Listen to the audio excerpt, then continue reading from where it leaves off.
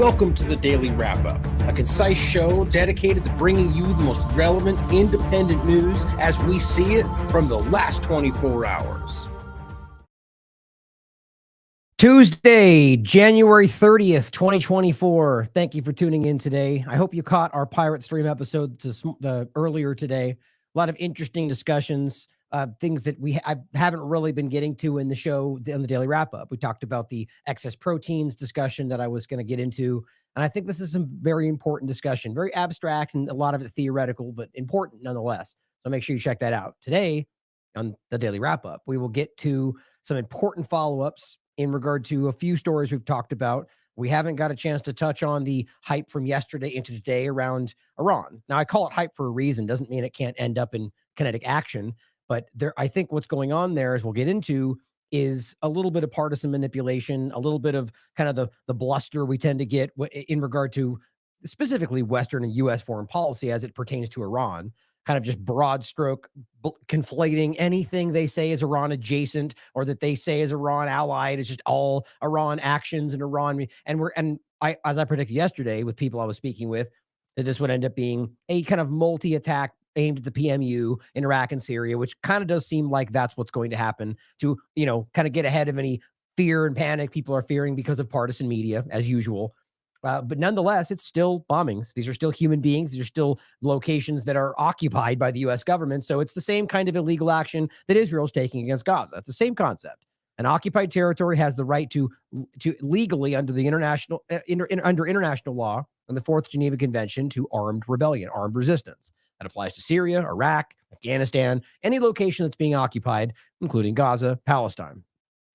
And that's an important conversation in general, just because I know it's worried a lot of people.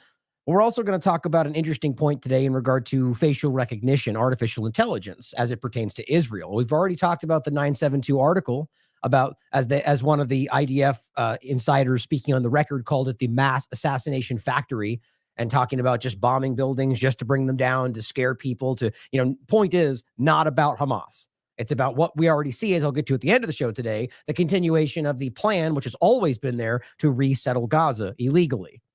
Except the fact that the argument is Hamas. And if you claim they're doing that, even though they're publicly cheering about it and having conventions about it, you're an anti-Semite. That's how cartoonish this whole thing has gotten.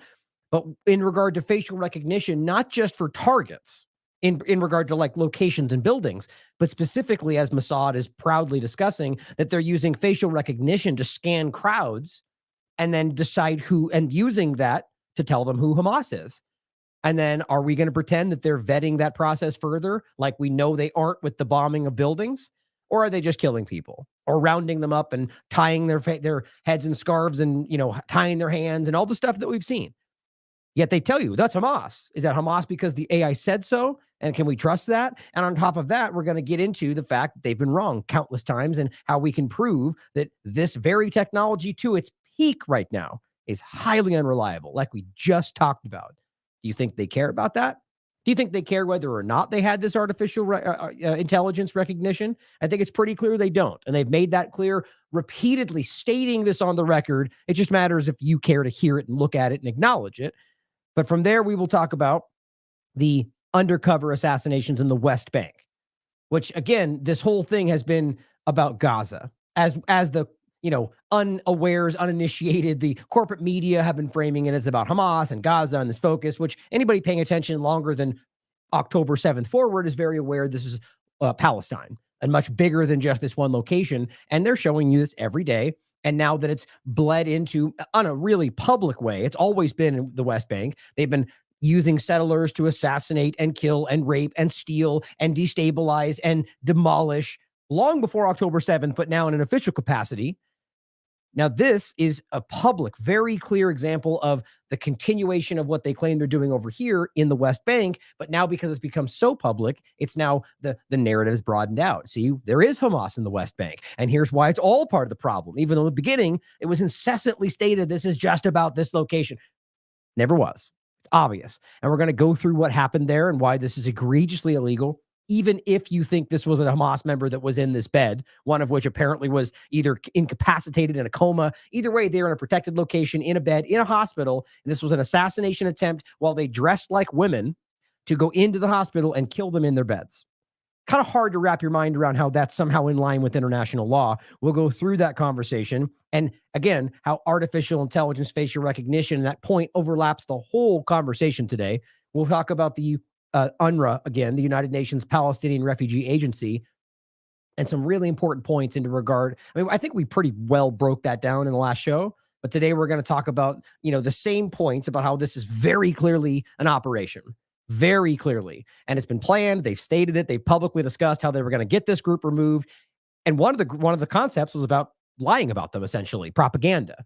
But we'll really specifically right off of that point, I'll show you that propaganda and show you how ridiculous this is and show you the points they're making. And one key thing you've seen, as I'm sure everyone on Twitter has seen, is this image of a man in fatigues in the back of a UN truck, and all of the screamers about Zionism, pro-Zionist screamers on Twitter are reposting that over and over and saying, see, even though it's a policeman, and you can see it says police, but guess what? Just like they always do, they just shift their narrative and go, oh, but it's a Hamas policeman.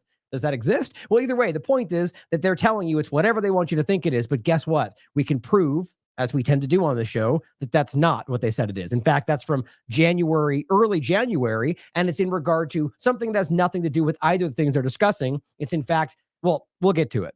The point is that the information proves very clearly that this was nothing to do with what they were saying it was, despite the fact that it's a policeman either way, but it wasn't even the location. I mean, everything about this is a lie.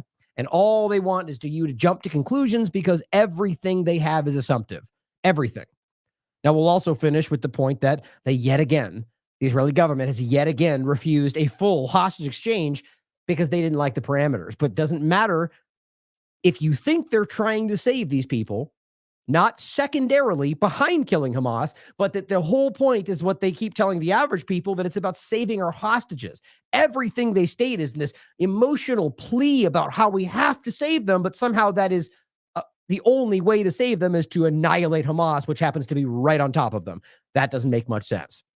And again, the people are screaming. The families are bursting into the Knesset and saying, how dare you continue to pretend like you care about our families, and yet our government would scream you down and tell you you're racist for acknowledging what the families of the hostages are saying to their own government.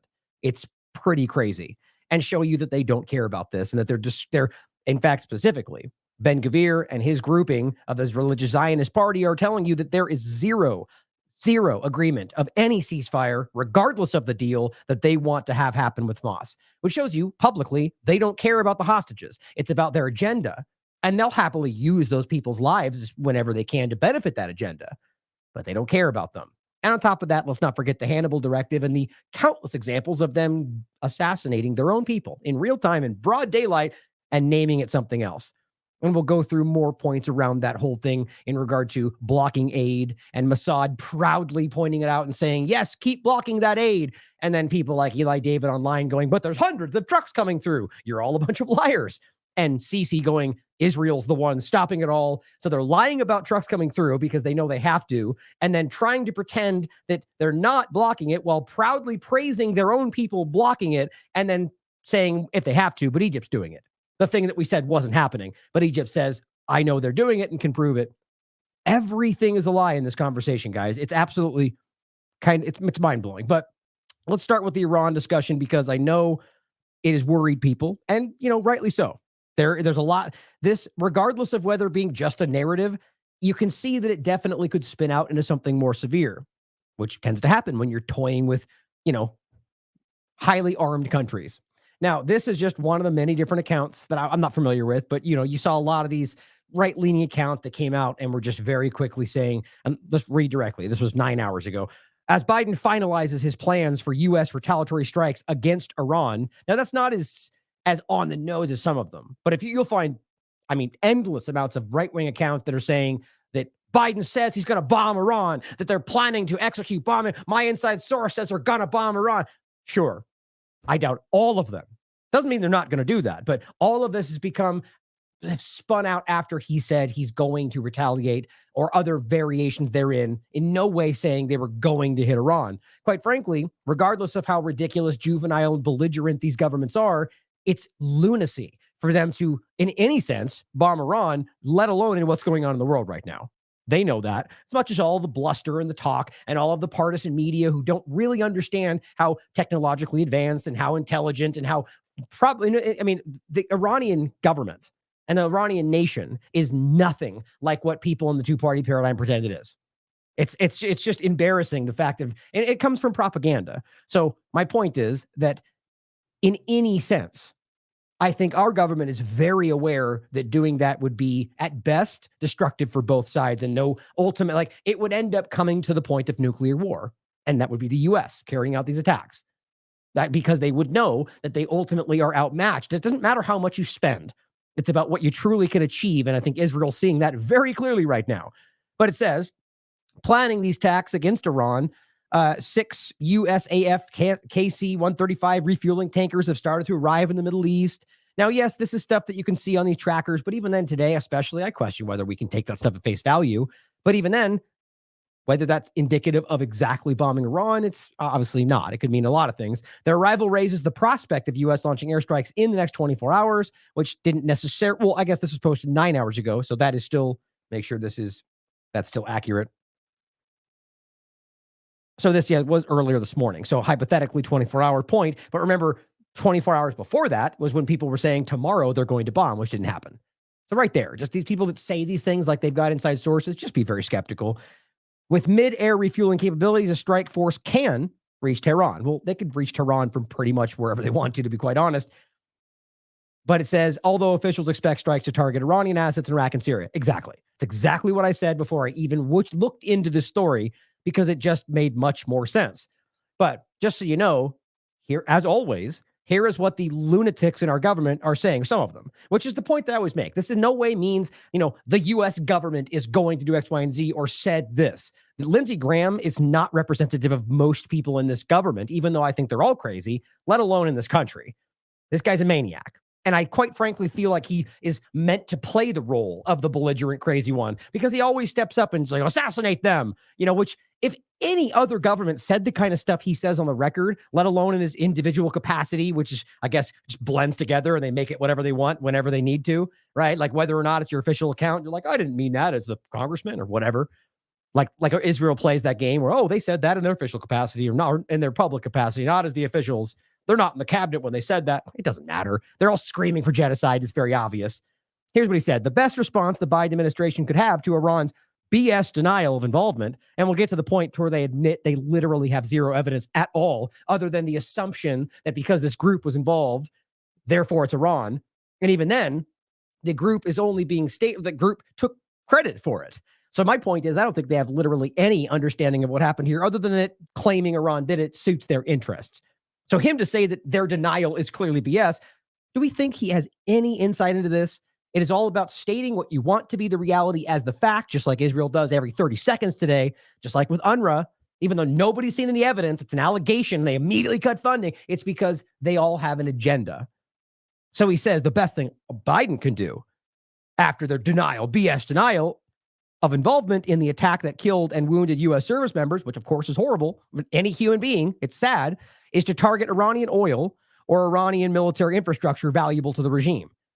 I mean, that's a war. That is an attack. That is declaring war on Iran. Even though they sort of already do when they do this kind of stuff today, it is in a way that is seen. I mean, it can be perceived even in the way that would interest Iran as not necessarily immediately attacking them. And in some cases, that's, Iran would choose to see it that way because they don't want to be the one to initiate this, which everything they do seems to be clear that they're trying actually to de-escalate this. And everything as U.S. and Israel does is about trying to not to drive it further, which I think is plainly self-evident. Oh, I forgot this link I was going to play. Let me finish this part and then I'll come back to Ritter's video. That reminded me of it when I said that because he makes a similar point. But arguing to bomb their location, like whether in or out of Iran, like think about if any other country bombed a U.S. base, and I mean like or specifically oil and I'm not talking about the PMU. And there's a reason that this is different. First of all, because it's an entity within the Iraqi military that is literally occupied by the United States, which in many cases does give them different munitions, which then end up in the hands of the very people that they're fighting. Think about how ridiculous that is. Almost you could say that it's a dog and pony show. that it's a proxy entity, maybe whether they realize that or not, like that they're literally funding them in different backward ways. They then bomb them, they bomb back, and it's like this fake. It creates the illusion from the U.S. perspective that they're engaged with Iran when they're not. Like the idea that PMU is anything other than an ally of Iran, ideologically and otherwise, is absurd. This is the game of life. This is like saying any other country in any sense, in every context, would be a U.S.-backed at X, Y, and Z. Right? Not that Israel did this, but today the U.S.-backed Zionist state bombed this location. Well, yeah, I mean, I guess it makes sense, but is that the right way to frame that? I mean, in a lot of ways, it's kind of a bad point because you may make that argument. But from this perspective, the PMU, or Kataib Hezbollah, is simply an entity that rose up in the fight against ISIS, the actual fight backed by Iran and different, like Syria and the different groups, and has been allied with them. Now, they were much closer back in the day. Robert's written about it a lot. Today, I mean, quite frankly, they're far closer to the Iraqi government, specifically in Iraq, and the United States. But he wants you to bomb Iranian locations because the PMU, who, by the way, is the U.S., continues to bomb under the guise they're fighting with Iran. And Iran goes, well, that wasn't us. We're not going to do anything. Not necessarily. They've said they denounce certain things, but the only times you've seen Iran truly respond is when something happened directly to Iran. But it says anything less will be seen as weakness, right? So if you remember the way they framed the old Soviet Union and pretend that's what Russia does today, when literally everything they do shows you the opposite, and no way that's good or bad. It's just showing the basic reality of what they do, showing restraint. He is the embodiment of everything they pretend that's what that was or was at that time. Only have to show, power or control through strength or peace through strength or whatever. That everything you have to do is based on whether you're perceived as weak. So all it does, it's the whole hammer analogy. If you're a hammer, everything looks like a nail. Look at Mr. Hammer. And he says the president has all the authority he needs to act. No, he doesn't. Think about how absurd that is. You're a member of Congress and you're literally publicly circumventing your own control over the situation because you're a maniac who wants war, or at least that's your role to play. Think about that. They have to have congressional approval to attack any country. I guess they just don't care about that anymore. Iran's denial of any involvement, he says, or complicity in the recent deaths of 3 Americans and the wounding of many others is beyond offensive. Because evidence? No, because that's what he wants. These brave Americans in Jordan, in Syria, which will prove, even Jordan tells you this, and will show you why it was in the Al-Tamp face, which is basically a holding staging ground for terrorism. It's been shown 1,000 times over. They're working with their moderate rebels and they're destabilizing Syria. They're stealing and using that to process different things they're taking out of the country. And that's why they didn't want you to know it was Al-Tamp. It's in Syria. Yes, it's like right on the border, but it wasn't in Jordan. And there's also the difference, the fact that they're bombing an occupied area, which means they have the legal right to do that, whether or not they were attacked first, as Syria or Iraq, in the sense of the overlap of the PMU. But in this case, we're talking about Syria because they exist in both locations. He says these brave Americans in Jordan were part of the anti-ISIS campaign. What a joke. Literally bombing the groups that actually fought ISIS and pretending that the group that was working with funding and arming and moving them around for their own benefit was the one actually fighting them to protect our homeland from future attacks. Hardly. It's long past time, he says, this regime to pay a heavy price. He's talking about Iran in general. All of the attacks against American forces in the region are by Iranian-backed proxies. Proxies. You see, this is the kind of belligerent nonsense that actually drives us closer to real war, risking real American and other, wherever we are, human life. Iran-backed proxies. So that they want you to believe that this was Iran acting against the United States. It was not. Now, look, I'm not going to say, well, let's be clear. That's my opinion. Based on all the facts we have in front of us. The point, though, is it's obvious that Iran supports the resistance, and Iran might very well be sending them arms, which, by the way, would be their legal right to do so. There's no, it's ridiculous. And Ritter makes a great point on that, which I'll leave right there and let him make this point about the interesting overlap to claiming that if you're funding somebody or arming somebody, that therefore you're complicit in their actions. You know where that goes. It says, it is clear the Iranian regime wants to drive us out of the Middle East so they can implement their twisted desire to dominate Islam. God, I mean, I'm so glad today that people are laughing at these this is straight out of Zionism. This man is completely taken by these agendas. So listen to somebody who understands the situation and, has the courage to speak about it. Hit us. They killed 3 Americans. They wounded 40 others. Now, we shouldn't have been there. The tragedy here is that these soldiers, I think they're reservists from Georgia involved in engineering, they should not have been there. It's a tragedy that they died, but What the heck did we expect was going to happen? And we knew that they were attacking us. We knew that there was this potential. So now what are we doing? We're trying to come up with a deterrent to prevent future attacks by doing what? By expanding the conflict so that Iran is dragged into this. Exactly. That's their desire, right? And what's also important is what Iran last did. That was actually a deterrence, right? They did not directly target anything that could be taken out, to expand the conflict. They demonstrated their deterrence power in a way that showed that they would do more. It wasn't the attack itself did not drive anyone to feel like they had to respond, and they stopped. It's the exact opposite of what everything the Western powers are doing. They're driving this to something larger. And that, again, do not ever take that as the argument that Iran is the good guy. I do not think any of that applies. The point is that they recognize the belligerence of driving this incrementally further towards nuclear war. It's simple. And realize that Iran, as much as you want to pretend otherwise, does not have nuclear weapons. It's against their religion. And on the top of that, even the State Department acknowledged very recently, I just covered this, that they didn't. The International Atomic Energy Agency also followed up on that for like the umpteenth time. And yet they just keep saying otherwise. Why? Because there's an obvious agenda. Let's not forget the 5 countries in 7 years. Iran was always the endpoint. This is stupid beyond belief. The Iranians will not be deterred from anything. The Iranians have said we had nothing. They had nothing to do with this attack. Well, maybe they didn't order the attack, but I think that the drone that was used to strike the base was an Iranian-made drone that was provided to these forces. Wait a Certainly possible. And this is the most important point right here. Listen up. minute, America. Are you trying to tell me that if a nation provides weapons to a third party and that third party attacks you, that they're a party to the conflict? Wow. What's that say about what we're doing in Ukraine? But that's a whole different Or Israel, obviously. story altogether. The point is, we're going to do what? Strike Iran. What did the Iranian Navy have to do with this strike at Al-Tanf? Not a damn thing. So if we hit an Iranian naval target, we're expanding the war. And the Iranians will say, you've attacked us, and now we'll have a general war. And if you think... Or, by the way, oil installations or what Lindsey Graham was talking about, right? Those are strategic assets. The same thing as the United States would say. They will think that is an act of war. And it will be. I mean, technically, that is what that is. So even that, like, mark my words, it's going to be specific and multifaceted attacks on PMU in multiple locations in Syria and Iraq, which basically is what he's already saying. But that's the only thing that makes any sense. And it's the only way they can save any face. What happened in Al-Tanf was bad. Wait till the Iranians start dragging. Remember when they hit the Al-Assad base with their ballistic missiles, the precise nature of those attacks. If the Iranians unleash their precision-guided missiles on American facilities in the region, we won't have 3 dead. We won't have 30 dead. We won't have 300 dead. We could have 3,000 dead. Right. For what?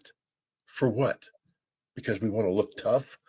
This is the trap that the Biden administration has created for itself. We're not going to win. We're not deterring anything. All we're doing is escalating the conflict. And the only person that's happy right now is Benjamin Netanyahu. Exactly. Because this is what he has wanted from day one. Since And the point is that they are escalating. Everything they're doing right now, like if you apply this to any other country in any other dynamic, people would be like, well, obviously that's inflammatory. I mean, anybody honest would say that anyway. It's blatantly inflammatory. Statements like this are ridiculously irresponsible, but they're all trying to bluster and make this happen. Now, in case you forgot, this one's written by Whitney Webb. This is from 2019. Syria's Rukban, otherwise known as Al-Tanf, the base there. I think Rukban is the camp. The Al-Tanf is the base that the U.S. government has there, like we don't know about it. Now little more than a U.S.-controlled concentration camp, and the Pentagon won't let the refugees leave. Now, much has changed since then, but it is still a terrible place where people that are the civilians that are there are abused and manipulated on a regular basis. It's proven that there are assets there, ISIS, Al-Qaeda, that they come and go.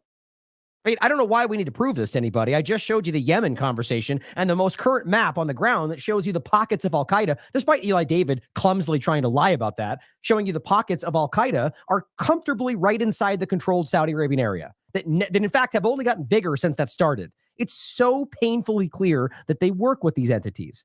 And that, I mean, it's just obvious. Now, here's another one I covered on, this was Eva Bartlett, our interview on 2019 in July. The U.S. run al-Rukban internment camp in Syria. I mean, it's horrifying what they were doing to these people. And this one was about, and this was the important part about this. Just one other angle to this. Israel attacks Syria from U.S.-controlled areas. So al-Rukban, al-Tanf, becomes a very important strategic location for Israel to continue to indiscriminately and without consequence bomb Syria whenever it feels like. That's probably one of the reasons this becomes important, as they clearly seem to be driving this into a larger regional war. Now, here is what Biden said. This was today. He says he's decided a U.S. response. Now, what's funny is that almost, I guess, 48 hours ago, all the partisan media was saying, tomorrow, it's all going to go down tomorrow. I don't know why. Like, what's funny to me is they put these statements out that says, inside, Biden has decided he's going to do something to Iran. It's like, okay, at what point does that feel honest to you? Like, I was talking about this with my brother, actually. And the point is, doesn't that seem ridiculous that you're openly saying, or at least insinuating, that you're going to bomb Iran?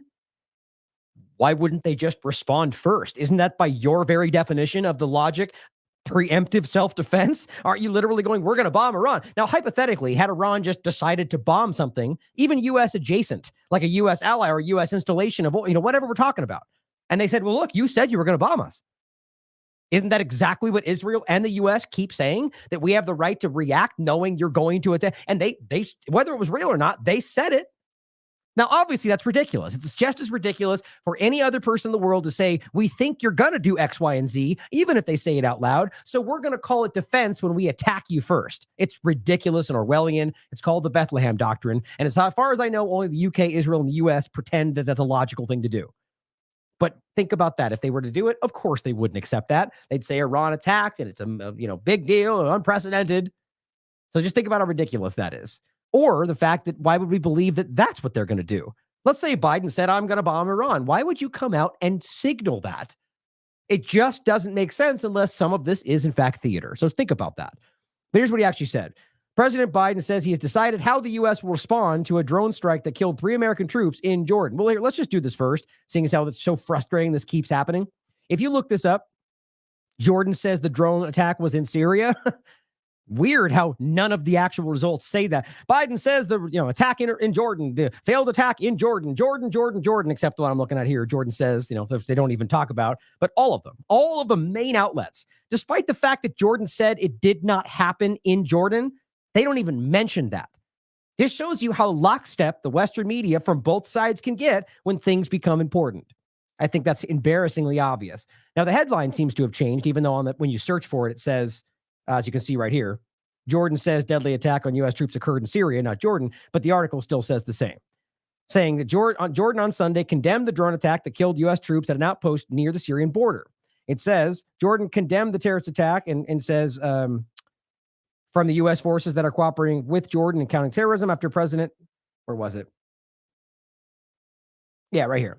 Saying Jordan's government spokesman said the attack did not happen in Jordan. Doesn't that matter? Seeing as how this is an ally even? Doesn't it matter? Are we pretending they're lying? Are they now an Iranian proxy? It's just so embarrassing. And again, they're saying very clearly they attacked the Al-Tanf base in Syria. So why are they lying about that? Well, it's like I said. First of all, it's a base that they really don't want people paying attention to, that basically locks down a very important crossing between these borders. But it also, again, is where argue Israel uses as well, as they freely let them use American passports to act throughout Iraq. I've shown you this more than once, which is illegal in every way, everything they do. There was one other point that I'm blanking on. Anyway, the point is that they wouldn't want you to know that this was, the occupied, the obvious point. It's an occupied territory. No one denies that. They just argue somehow there's a mission reason. Mission creep is that in the dictionary, you look up mission creep, you see a U.S. presence in Syria, where they can argue that it's about Al-Qaeda or 9/11 or whatever they want it to be about. And suddenly it just becomes, as Trump said, it's about the oil. Like very clearly that we're here for the oil, right? It doesn't matter though. So if you know it's in Syria, therefore you can prove, if you really come down to it, that the people in Syria, including the PMU, which works with their government in Syria, would have the right to attack the occupier, whether or not they're attacked first. All of that seems pretty clear why they wouldn't want you to know it was actually in Syria. But yet, nobody cares that Jordan's saying that, screaming at the top of their lungs. Biden announced, did not elaborate on his remarks, but added, I don't think we need a wider war in the Middle East. Well, that's pretty obvious. He's not going to bomb Iran. Iran-backed militia group have claimed responsibility.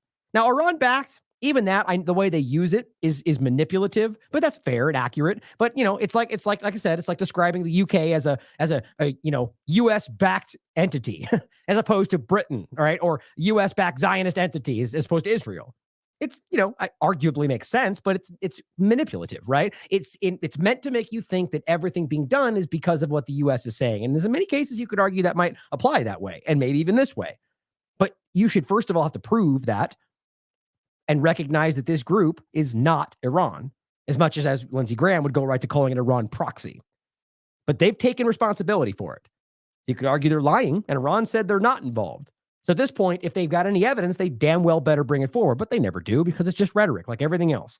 He was also asked if Iran should be blamed. And here's what's clear about this. This is what makes it very clear that they weren't responsible, that they know that, and it's really just about using the connection to make it seem as if they're likely involved. He says, I do hold them responsible in the sense that they're supplying the weapons to the people who did it. Well, there's Scott Ritter's point right there. Well, okay, well then, by that logic, you're responsible for everything that everybody does with your weapons, which they supply, as think tanks have proven year after year, some of the most, if not the most, dangerous locations in the world. Places that will use them for war crimes, places that will use them for illegitimate purposes and violate international law. There's all sorts of groups that catalog this stuff, and the U.S. is the top of the list. All for freedom, apparently. Saudi Arabia, things like Israel. It's ridiculous. And those are the ones we know about. It's much worse than that. So Ukraine, Israel, easy examples. So if you're funding Ukraine, they're committing war crimes, which even the corporate media has grudgingly admitted in some cases, then you're responsible. But Israel's the best example, seeing as how all of the corporate media, every human rights group, the United Nations, and literally everybody that might matter in any other circumstances told you it's genocide and they're killing people with the weapons you're giving. Or how about just this one? But just this one. Just the proof that both New York Times and Haaretz did their own investigations and found that the most destructive U.S.-made and delivered bombs, 2,000-pound bombs, were used in the places that were safe. These are called dumb bombs. So how do you disagree with that? So by that logic, the United States is guilty of well, we know that's the case because of their own complicit actions. But based on this one point, it shows you the hypocrisy of everything they do. Iran is denied involvement, of course, and it says the White House National Security Council spokesman John Kirby said the U.S. might take a tiered approach. So they're walking back the bluster in the beginning, not just a single action, but potentially multiple actions over a period of time. Right. So you are not really doing much other than bombing the groups that had nothing to do with this. Mr. Kirby added the president will do, well, I mean, I shouldn't say that. Whether or not the PMU was responsible is up for you to decide. They did take credit for it, but more so doing that, acting like they're attacking Iran when they're not. The president will do what he has to do to protect our troops and our facilities and to look after our national security. None of that has to do with any of that. The only reason that there's any conflict right in this location is because of your presence and your illegitimate bombings. That's it. They're publicly saying they're responding because you've attacked the PMU countless times without any provocation, which, by the way, is part of the Iraqi military, which is the place they're occupying. And in fact, again, supplying some weapons to. The president has a number of options, including retaliatory strikes on Iran allied bases and commanders, which to them means anything. That could mean the Houthis or the Ansarallah movement. It could mean Hamas. It could mean Hezbollah. It won't mean any of those things. Maybe maybe in Yemen, because they've already done that. But again, Syria and Iraq, mark my words. As that pretty much says here, the recent months, several U.S. bases in the Middle East have been attacked by, here's the lie from BBC, militants trained, funded, and equipped by Iran. Now, there may be some elements of that, but it's simply not that obvious. And I don't think anything other than assistance, possibly with some weaponry, but just support as allied entities like we work with, many countries work with lots of allies. To say that they're trained, funded, that's just another way of saying a proxy. It's not true. The Islamic resistance in Iraq, which is made up of several Iran-affiliated militias operating, has claimed responsibility. So now you're talking about a broader concept that made up of multiple, what they say are Iran-affiliated. Again, that's like saying Israel's in a U.S.-affiliated Zionist state. Not inaccurate, but it's a manipulation. It has also said it mounted other attacks against U.S. forces in recent weeks. Kataib Hezbollah, PMU, an armed faction of the Islamic resistance, said on Tuesday it would suspend all of its military operations against U.S. troops in the region to avoid embarrassment for the Iraqi government. So you're going to tell me that Iran is going to back down its actions, but that's not what's happening. That's what they're framing. So it wouldn't embarrass Iraqi government. You know, that sounds like to me part of the Iraqi military falling in line, because that's what it is. Now here's the location, by the way. So it just shows you all these areas they're claiming were the attacks on Iraq, U.S. and U.S. bases in Iraq and Syria. The only one in Jordan is this one right here, which isn't in Jordan. It's the Al-Tanf base, which is in Syria, near the border, in Syria. All the rest are in Syria and Iraq, which means it's a legal act of armed rebellion per the Geneva Conventions for an occupied territory. It's very simple. You don't just get to pick and choose what you follow. Now, I just want to show you this. Now, yeah, this from 2019, and things have shifted and changed, but the overall point is you can prove since the occupation, the U.S. government has in some cases provided weaponry to the Iraqi government. Here in 2019, Iraq orders these militias, one of them being the Popular Mobilization Units, to integrate fully into the state security forces. Pretty simple. Doesn't mean you couldn't argue that Iran still influences or controls them, but you have to understand evidence does matter, and all of the evidence we have shows you that they're simply part of the Iraqi military, which again means that the U.S. government is literally fighting a group that in many ways has weaponry they provided to them. Doesn't surprise me, though. That's pretty much what the wag the dog reality around the world. Khaleesi shared this important point. The Pentagon essentially admitting that they have no evidence that Iran was behind these attacks.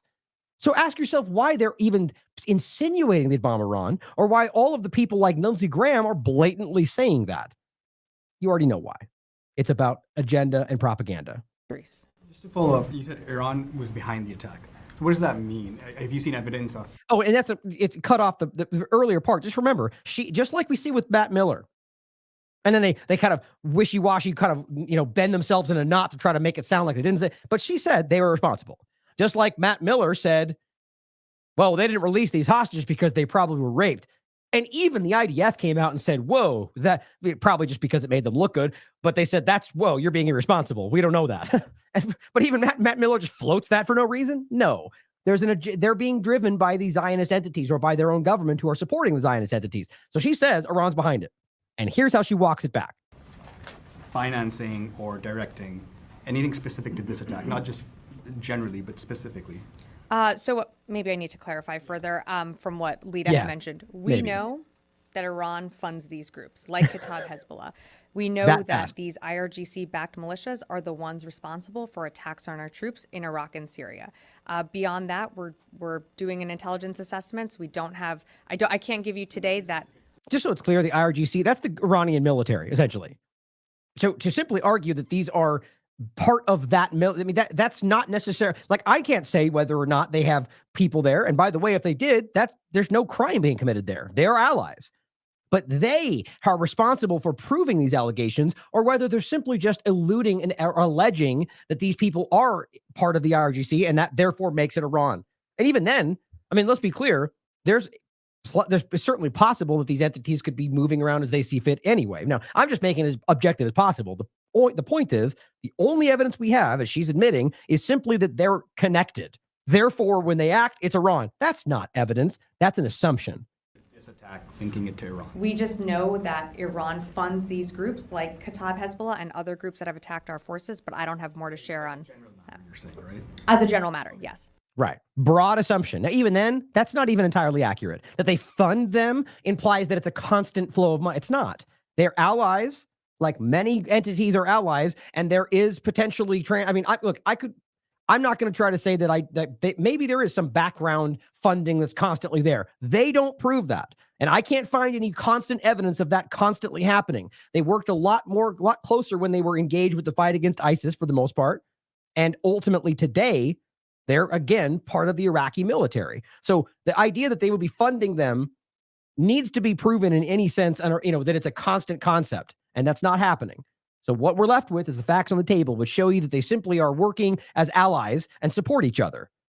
But what they want you to think is because of this flimsy overlap and the possibility that we're going so far as to threaten attacks on this country, That's just belligerence. And then lastly, this was yesterday. Justice Department indicts an Iranian drug lord in alleged plot to assassinate U.S. residents.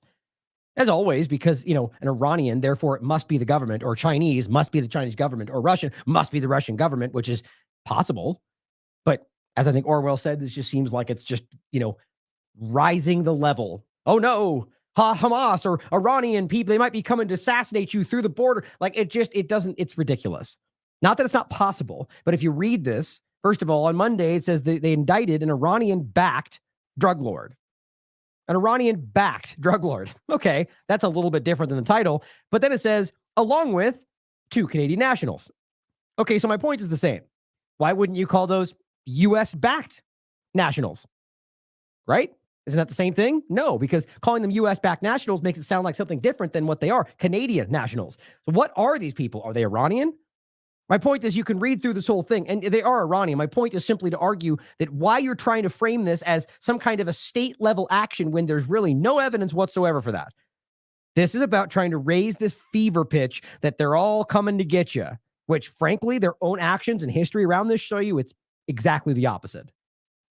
Now, let's talk about these same kinds of entities and the lies. The very same people that are pointing at Iran and screaming that they're all coming to get you, they're building nuclear weapons, they're lying about it over for the last 20 plus years and been proven wrong over and over and over.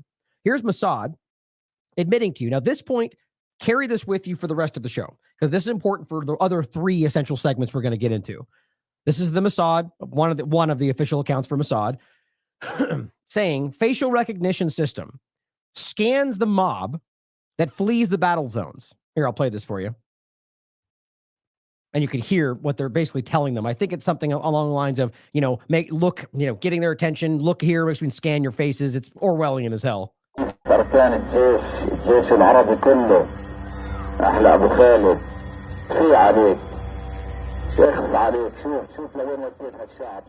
So they're all walking by, and there's a camera set up. You can see the little camera right there, scanning all their faces, all their it's crazy.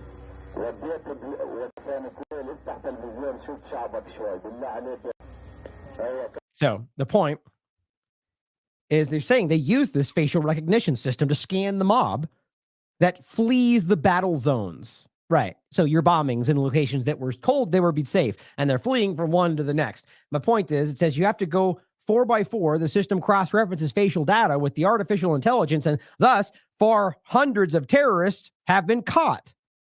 Interesting. In the background, you can hear the sermon from the mouth of the righteous warrior who preaches to the Nazis about their great success in the blessed My God. Even from the level of their intelligence, they're petty, childish entities, it seems. But the ultimate point is artificial intelligence, facial recognition. Now, again, do you think that they are then secondarily making sure, or are they just listening to what this broadly tells them is Hamas?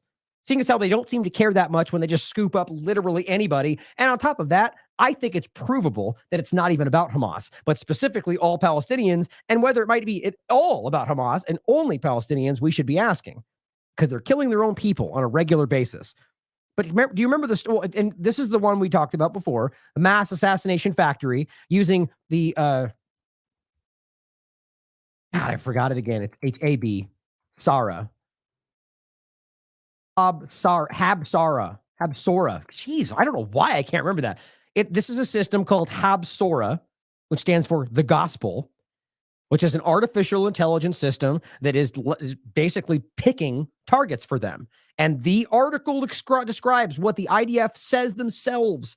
This is completely indiscriminate. They're bombing all sorts of innocent buildings. They're taking them down just to do it, just to send a message that they're killing all sorts of innocent people. And the point is that this is seemingly all of what's happening.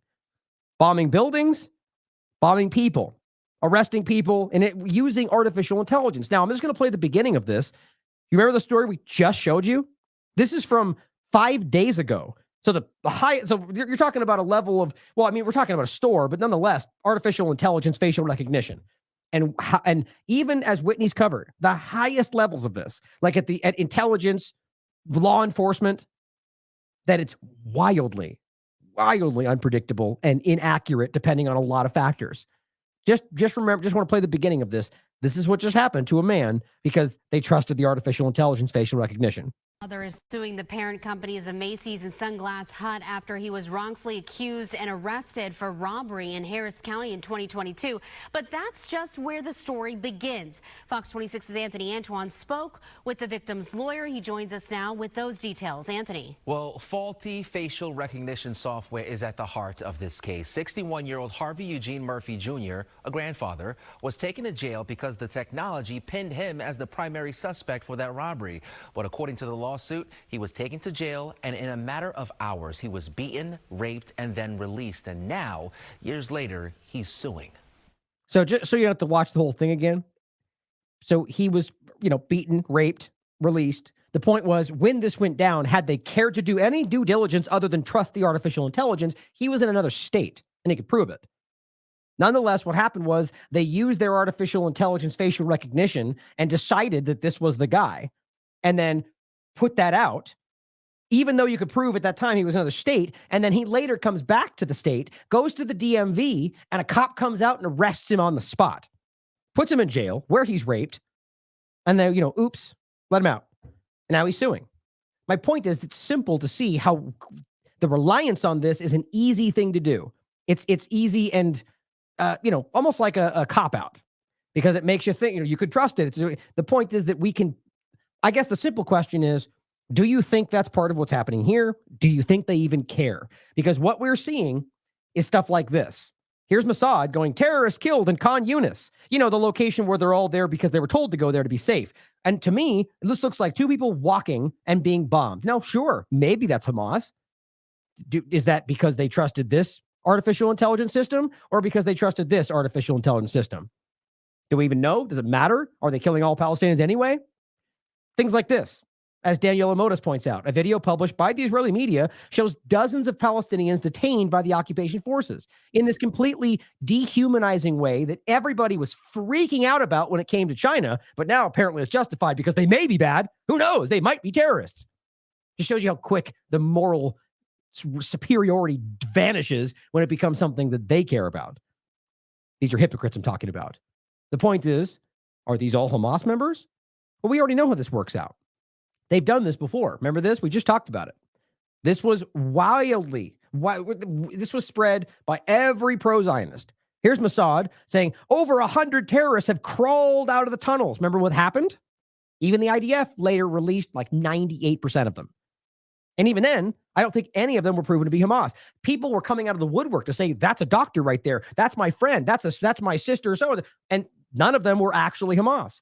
Even then, do you think they would have, if they arrested 100 Hamas members, wouldn't they be parading that in front of everybody? Wouldn't they be proving that to everybody? It didn't happen. But Mossad, nonetheless, took advantage of it to say, look, we got them all. They all came out of a tunnel, which was proven to not even be what happened. So it's just about narrative all the time. And this person says this picture is from northern Gaza, not Khan Yunis, and these are civilians who were kidnapped from an UNRWA shelter. Because we'll get to that segment in a minute, because this is a targeted attack on this specific lifeline for Palestinians. But again, the point was it was later proven, even by their own people, to have not been that at all. But here's Mossad, or excuse me, I take that back. Here is Eli David, same thing, sort of kidding. Hundreds of Hamas terrorists surrendered today in Khan Yunis. Oh, is that what happened? It's not. And you can easily prove that these people were rounded up, even according to IDF members. But for whatever reason, it's not for whatever reason. These people, all they know is this is about damage control. So what do? You just put out a picture and blatantly lie about it. And, you may gain a few more people that think you're on the right side. People that may not care to check facts because they like Twitter files, right? Here's the facts. In a general sense, what we learned is that you can't put any reliance on Israeli accounts of events. They routinely misrepresent civilians as militants to justify attacking them. A father of a volunteer killed by the IDF. I was out there as a young photojournalist and was covering the ISM, which is a protest movement. And he was rescuing some children, or trying to help rescue children from sniper fire from an Israeli watchtower. And he was shot by one of their soldiers. And that led to quite a long investigation to find out what was happening. And I think one of the lessons that we learned from that was that you can't place any reliance on Israeli accounts of events. And I think that's why I feel it's particularly relevant today when we're hearing the Israelis explain their actions in Gaza. The investigation we undertook showed that they routinely falsely misrepresent civilians as military targets, as bearing arms or as militants, and use that as a pretext for shooting them. And the investigation we carried out showed that that was exactly what was happening on that occasion. It's what we were led to believe by those in the diplomatic sector who advised us at the time. And so our worry was that this was happening again now. And the Israelis are very similar to what's happening with the claims that Hamas are using hospitals and civilian facilities and so on as bases. And that's why they target hospitals and the infrastructure and water treatment plants and so on. So I think that was our concern, that this was happening again, because it does seem that that's the IDF approach, to routinely misrepresent what are ordinary civilian targets as in some way tainted with a military aspect, and therefore justify their attacking them. Right. And think about how embarrassing that is for people like the Matt Millers of the world to come out and just blindly take their statements as fact while blindly dismissing anything else as unverified. Even though you just said that you didn't, this is just a statement from Israel or an allegation about UNRWA. You sure as hell take that face value. So it's just blatant hypocrisy on the surface. Now, remember what he's saying right here. You can prove that these people, as even their own posts show you, that they captured, rounded up, and yet he frames it as they surrendered today because he's a liar and they have nothing but lies, and they have to because they're desperate. Now, let's get into using and keeping that in mind. The idea of arbitrarily deeming people targets or terrorists, even locations when they're not, so they can act against them, and seemingly all of the U.S. government and everybody else will just blindly go, but Hamas, human shields, without anything to prove that. Think about this. Think about 4 months plus, and we haven't seen a single example, a provable piece of evidence to show you, not from something from before. Even then, even old investigations prove they couldn't verify that. But from today, from October 7th forward, show me one provable example that you can actually verify, not statements or anything like that, of them using human shields as well as launching from hospitals and whatever else. It wouldn't surprise me if it happened. My point is we don't have any evidence, and they've let this go 4 months off of allegations from a proven liar or liars, depending on who we're talking about, Netanyahu or the government. Here, this happened today. Israeli undercover forces dressed as women and medics stormed the West Bank hospital and kill 3 people. A hospital spokesman said there was no exchange of fire, indicating that it was a targeted killing. Now, even if you think these people were terrorists, there is the same international law that they force down everybody's throats when they're not following it will make it very clear that you cannot just execute somebody who is unarmed lying in a bed, no matter what you think they are. But, you could apply this to things the U.S. has done all around the world. They don't care about the law. They only care about using it to make you think they care about it and to control actions. They murdered these people, and they went in dressed like women. Here's just a video showing one of them who is, being put to rest.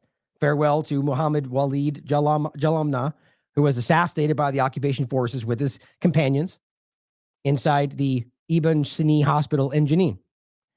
Now here, this is We Are All Palestine says martyred in the hospital, continued aftermath. And here's what the typical Zionist supporter would say. Great news. 3 less rapists. Right, because anybody Palestinian is therefore Hamas, and therefore all rapists, because you buy the lies that have been repeatedly shown to be false. Or don't care. Either way. Here's medical aid for Palestinians who broke this down. This morning, Israeli forces raided the Ibn Sina hospital in Jenin, disguised as civilians and medical personnel, killing 3 Palestinians. Now, ask yourself, first of all, do you think they even needed to pretend they were somebody else? As you're saying, there was no exchange fire. There was nobody guarding anything. This was a hospital. They broke in and shot people lying in their beds. That's what happened. According to Dr. Tafik Shabaki, the head of the surgery unit at the hospital, Israeli forces beat some of the doctors and the nurses at the hospital. Does that sound like it's only about the Hamas members? No, it is clearly about all of Palestine. Quote, "It is a scene we have gotten used to, where Israeli soldiers disguised as civilians invade the hospital to detain the injured people. This time was different." So realize this is not post-October 7th unique. They've been doing this a long time. They were disguised as doctors and medical personnel, which I think there's a right there. I have to speak to an international lawyer of international law or an expert. I feel like that in of itself is some kind of a violation. But it says their group is deeply concerned about the increasing trend in attacks on healthcare in the occupied West Bank. That's the major part about this. This is not Gaza. This is in the West Bank. It says with at least 358 attacks recorded since October 7th. And nobody's really talking about how much is going on in the West Bank, not like we're talking about in Gaza. Even Jordan said early on, if you try to displace these people, that's war for them. It says hospitals and healthcare workers must be protected in accordance with international humanitarian law. All right, beating up these doctors and nurses, is that legal as well under some abstract argument that there's bad guys there? No, it's actually not. Now it says we call on the international community to take urgent action to end attacks on healthcare, but most of them don't care. Most of them are blindly supporting anything Israel says, removing funding from UNRWA while trying to walk some middle ground line to not lose as much face because everyone sees the genocide taking place. But it says including by ensuring that violations of international law are met with meaningful accountability. Let's not forget, by the way, they literally just were given provisional orders to stop most of what's happening here and plausibly being accused of genocide based on the fact that it has merit per the ICJ. And what they do, they ramped up their efforts. They increased their attacks and have killed an unprecedented amount of people. Something like 175 in just I guarantee it's more than that from yesterday. That was in the middle of the day that report came out. Multiple locations, mass incursions, hundreds of people killed. We already know it's about 117 on average. Children die every day. Pregnant women giving birth in the streets with nothing. Children getting amputated with no anesthetic. All these things have been proven. And this is acceptable because Hamas? He says, as well as increased attacks on healthcare in the West Bank, Israeli forces are regularly attacking healthcare in Gaza, including its hospitals. Your governments are complicit in this. There's Mossad, the operation that eliminated 3 terrorists. Now, look, based on what we just heard them saying, these are all terrorists. And it turned out that most of them weren't. I mean, frankly, it looks like all of them were not. But my point in saying the most of them weren't is that even the IDF came out and said we released like 90+% of these people. So they lied. Mossad, just like this, came out and told a blatant lie, which I think we know they were lying about, or rather that they knew they were lying about. So why would we take this at face value? They'll say this no matter what. They're an intelligence apparatus. They lie. It's what they do. Ask, we lie, we cheat, we steal Pompeo. Look, they are dressed like women and medics and then beat up doctors and nurses in the process of assassinating people. Now, here's one of these guys, Adam, right next to Elon Levy and Hen Mazig and Eli David Collier, says the fake news you'll be seeing spread around. Oh, why? Because were you there? Right? He's an award-winning investigative journalist, but that doesn't mean he understands this more than being his sources say or listens what Israel reports. My point is he doesn't know any more than any of the rest of us.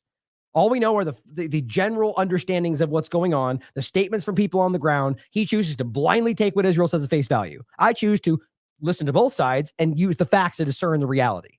He says Israel executed 3 hospital patients in Jenin. But see, my point is even that statement, whether you think they're Hamas or not, proves that they committed a crime. Oh, and he says, and what really happened, Israel took out 3 verified Hamas Islamic Jihad terrorists. Whoa. I thought we were only in a war with Hamas. But I guess it doesn't matter, right? Mission creepers, broadening. It'll just be Palestinians because all of them are bad guys. I mean, it's already what they're saying, who were actively planning more attacks. I said, please provide the verification. I'll wait. And you can look at the people that respond. It's the typical trolls that I have on mute that I don't even look at. Still waiting. Because he didn't respond with anything that means anything, or didn't respond at all, in fact. My point is that you can easily show, despite articles that state we have evidence, which is what these morons responded with, there is nothing. It is Israel says, just like Ukraine says. It's the same game. And he knows, and he's willing to shout you down for that because you know they were planning. Why? Because they said so? It's certainly possible. But guess what? Planning an attack would be legally protected under international law, but you guys don't care about the law, do you? Now, in that attack, should they kill civilians or do anything else that goes outside the, well, that would be a crime. But simply saying planning an attack as an occupied entity means you don't care about the law, since that would be legally protected as an armed rebellion or resistance under the Fourth Geneva Convention. But I'm sure David knows that, but just doesn't care. Here's Elon Levy. Israel eliminated 3 terrorists trying to hide in a hospital. Oh, first of all, let's read this guy's point. Economics professor Yanis Varoufakis says, want to talk about terrorism? Fine. Here's the latest example incident. Israeli undercover soldiers, agents entered Jenin Hospital this morning and shot dead 3 injured Palestinians in their hospital beds while being treated. Rule of law, Western style. Here's how he responds to this. And this is, I mean, you think they would find a better response by now. He goes, I bet when this man's ancestors accused the Jews of the original medieval blood libels, they also felt similarly smug and morally superior, but at least their excuse was that they were illiterate. Breaking it down, you hate Jews and you're a racist. Yeah, same old thing. That's all you got, bud, because you're ridiculous. Think about that. You come out and say you murder people in their hospital beds. Now, you could say, well, they were Hamas, but his response is, you're a racist. Your ancestors were racist. And this now claiming that they did what they did is apparently equivalent to blood libel. It just means that anything that's uncomfortable for you is you're racist, you hate Jews, and you're anti-Semite. That's it. That is literally all they have.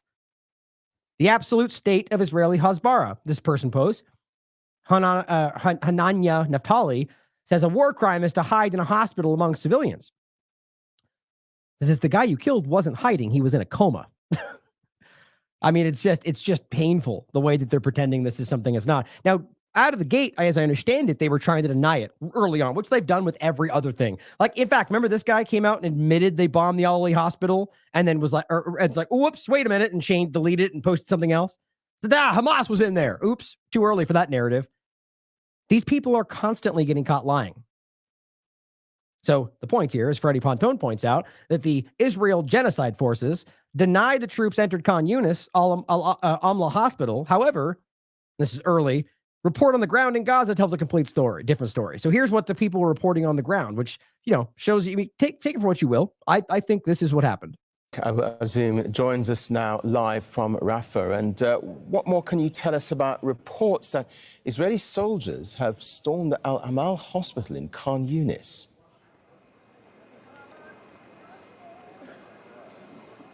Yes, Kerry, the Israeli soldiers have been surrounding Al-Amal hospital for more than a couple of days as they are trying to operate inside this area against Palestinian fighters.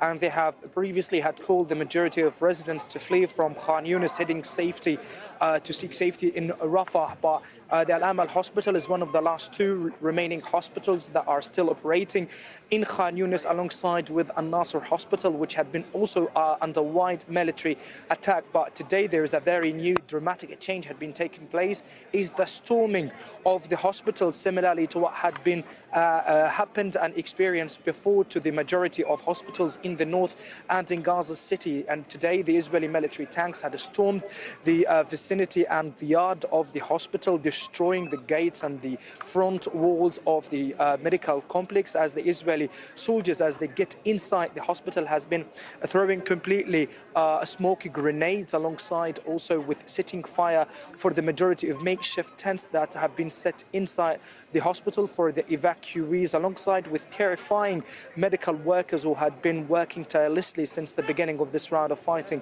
to be providing medical treatment for hundreds of Palestinian patients who are still inside the medical complex still now. And this is completely a new dramatic step that is a continuation of the Israeli military violations that had been committed against the medical sector in Gaza. And they have been also informing patients and medical teams to evacuate from the hospital that is one of the main central hospitals that operating under the supervision of the Palestinian Red Crescent Society. But till now there is no any confirmation regarding if any Palestinian patients or medical workers being arrested or at least killed during the Israeli storming of the medical facility. Now, As I understand it, they later, to a degree, admitted there's something that went down, but tried to deny this to begin with. Now, think about this compared to the other story, right? So this is the Al-Amal Hospital, and he mentions multiple locations. We've already discussed and seen, I mean, how many? Al-Shifa, Ali. I mean, they've targeted, 20 plus hospitals and destroyed most of them. So my point is, why would we believe that this one was about some specific targeted Hamas attack, even though they were in hospital beds, while they're literally denying and raiding and destroying multiple hospitals? They are destroying all infrastructure and are actively going after literally everybody they can. I mean, it's just plain. Now, it's obvious that this is not specifically about some targeted intelligence-based act. This is terrorism. I mean, it's blatant as far as I can tell. Now, here is the terrorist supporters who are brazenly happy to stand there and pretend like, well, we just don't know forever. We just don't know for sure. Here's evidence. Well, there may be something we don't see, right? But Israel says, and well, that's absolute because Israel says. These people are ridiculous. This is what he has to say about what just happened. And I mean, it's getting increasingly hard to watch these as Matt Lee and the rest of them are just like almost incredulous. Like, how in the world do you actually and even Matt Miller, the State Department representative, seems like he's reading directly from the paper more than I'm used to seeing him. Like, I think they're on massive damage control at this point. They know we see right through them. They know it. Okay, and then my second thing, which is related but not UNRWA, which has to do with this operation that the Israelis launched in Jenin, a hospital today. What do you have any comment on that? Is this something that you think is problematic, or is it something that you look at with envy? Like this is some kind of great Mission Impossible mission that we wish that we could also do? So I'd say that we strongly urge caution whenever operations have the potential to impact civilians and civilian installations. That, of course, includes hospitals. We do recognize the very real security challenges Israel faces and its legitimate right to defend its people and its territory from terrorism. Israel, of course, has the right to carry out operations to bring terrorists to justice, but those operations need to be conducted in full compliance with international humanitarian law. Well, do those operations include going into hospitals and murdering people in their beds, regardless of whether they're they are suspected or even known terrorists? So, is that okay with you guys? So there was a lot in the premise of that question. Obviously, we did know that they went into. Well, you don't think that they went in and killed people who were completely innocent? So let me say that if you did think that, then you would be condemning it, right? We certainly would. That's important. And I love the way they maneuver around their sidestepping. It's very smart. Because what you basically just forced him to admit is that you don't think they're innocent. Right? Because he doesn't want to really get into it. So what he's saying is, if you did think that, well, you'd condemn it. Well, we would. So, but they wouldn't, by the way. That's obvious because that's just what he thinks he has to say. So what it ultimately means is they're already believing what Israel said without any due diligence whatsoever.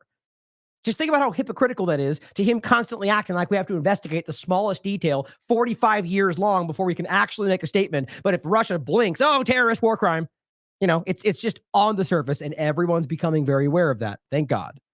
I would say that Israel has said that these were Hamas operatives. That's it. Oh, so they said. Well, good. I'm glad you blindly trust that. They have said that one of them was carrying a gun at the time of the operation. Everybody else is otherwise. Literally everybody, the doctors, the nurses, everybody involved, there was no engagement. And at that point, there was also no weapon. They came in armed and killed people in their beds. That's what happened, according to all the people that were there. Of course, you can always pretend they're all Hamas, which is the easy thing that happens online. So I'm not able to speak to the facts of the operation. You'd have to pass some kind of legal judgment, know all of the facts of the operation. But as a general matter, they do have the right to carry out operations to bring terrorists to justice, but they need to be. All right. So in that premise right there, you're stating that you're okay with this that happened because logically they're going after terrorists. But and how do you know that? Why are you willing to just deny the problematic part of this because you don't have enough evidence, but you're willing to engage with the thing you think is okay because you don't have enough evidence, right? It's the same on both sides, but the obvious difference is that Israel says one. And so you take that one at face value, or at the very least, ride with that while acting like you need more, as opposed to just questioning all of it because you don't have any information other than statements made by people involved. These people are, I mean, I think he must think about this stuff. Conducted including in the hospital. So we want them to conduct operations to bring terrorists to justice, but they need to be conducted including in the hospital. So we want them to conduct their operations in compliance with international humanitarian law. We would generally say that we don't want them to carry out operations in hospitals, but under international humanitarian law, hospitals do lose some of their protections if they are being used to for the planning of terrorist operations, for the execution of terrorist. If you can prove that, they have not proved that. They keep pretending like they do, and they keep getting caught lying. The actual hospital building does, but I mean, going in disguised as, women and doctors. And beating up doctors and nurses. So right there, that violates exactly what we're talking about, in addition to murdering people in their beds. And whatever is something different. And then going in and picking out people in particular rooms and particular beds and killing them seems to be something different. Yeah. So again, not able to offer an assessment without knowing all these facts. I said so. Think about that. So what do you mean you don't know all the facts? Didn't you just tell us that Israel told you? So apparently what he's admitting to is Israel said, we were going after bad guys and we're not going to give you anything else.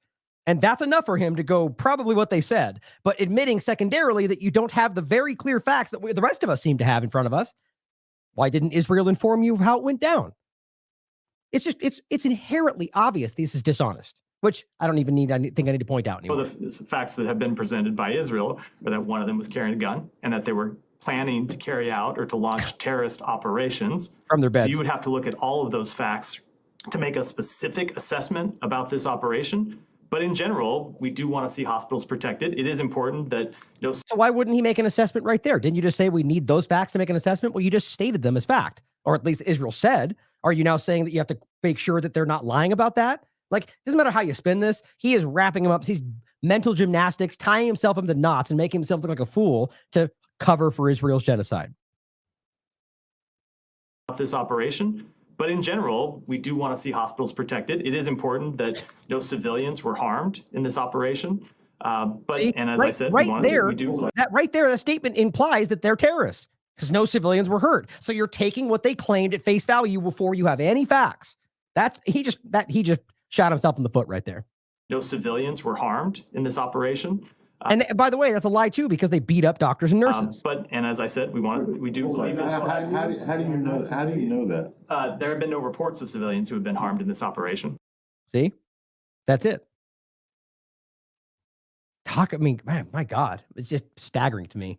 Now let's just pretend Israel went after Hamas. Okay, here's multiple examples that are pretty undeniable.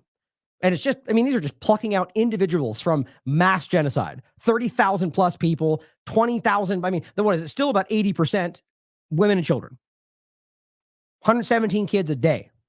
But it's all Hamas though. Keep telling yourself that.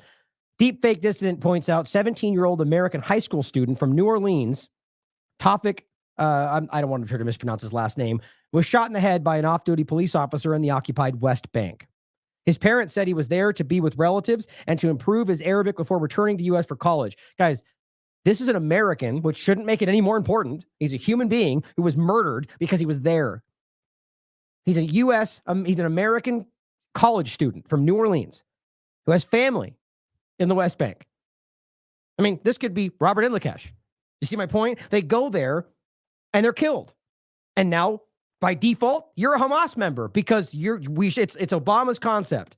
If you're present where we're bombing, therefore you're a militant. That's how this works. Think about how unnerving that is. And there's videos where they're protesting. Where rightly so. Here's his mother crying over him, or family member, I would argue. No, I guess it is the mother. So the point is that he's living in the United States. But either way, where's the justification? Where's the insight? Where's Matt Miller breaking down the facts? Does it matter? It was in the West Bank, for crying out loud. Or about this one? Here's 2 children. Injured children who are in a area in Khan Yunis.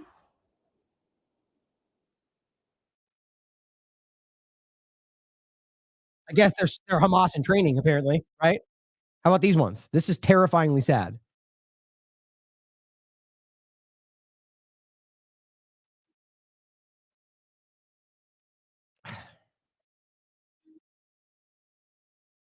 Palestinian, and this is the chairman of the Euromed Human Rights Monitor, carrying the bodies of his 2 dead children, saying to President Biden and Blinken, "What did Ayman and Hind do to deserve death?"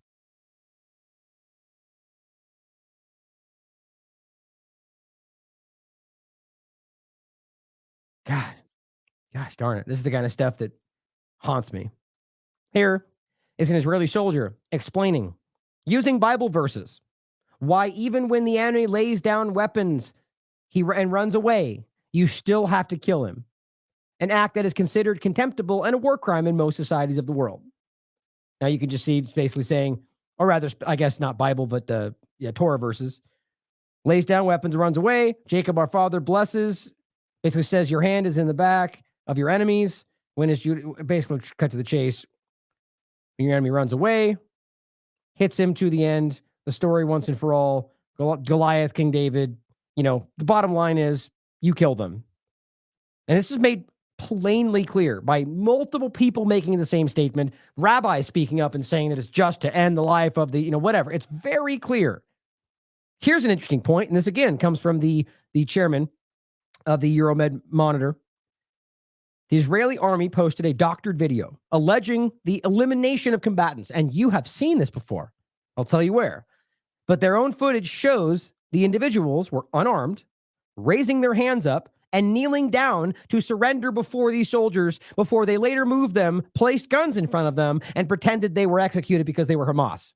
Just like we're talking about today. You can see their own video. I'll play it for you now that shows they were kneeling, right? The point is, you know who these guys are? Do you remember? They're the same ones that turned out that ultimately shot the 3 hostages that were Israelis. Somebody else went back, I think it was Max or somebody else, and was like, here's the earlier video where they were also shooting unarmed people. It shows you that these people are clearly not acting randomly. They shot anybody, including their own people, 2 of which was right away while they were holding an SOS sign and speaking in Hebrew, saying, don't shoot us, we're hostages. One of them was able to run away, hid, and they were coaxing him back out. He's speaking in Hebrew. I'm a hostage. Don't shoot me. And they, come back out. He comes back out. 2 of them, these 2, shoot him. It's all on the record. Oops, we said it was a mistake and a procedural accident. Sure. Well, let's watch the video that shows these 2 executing these 3 innocent people and then framing them.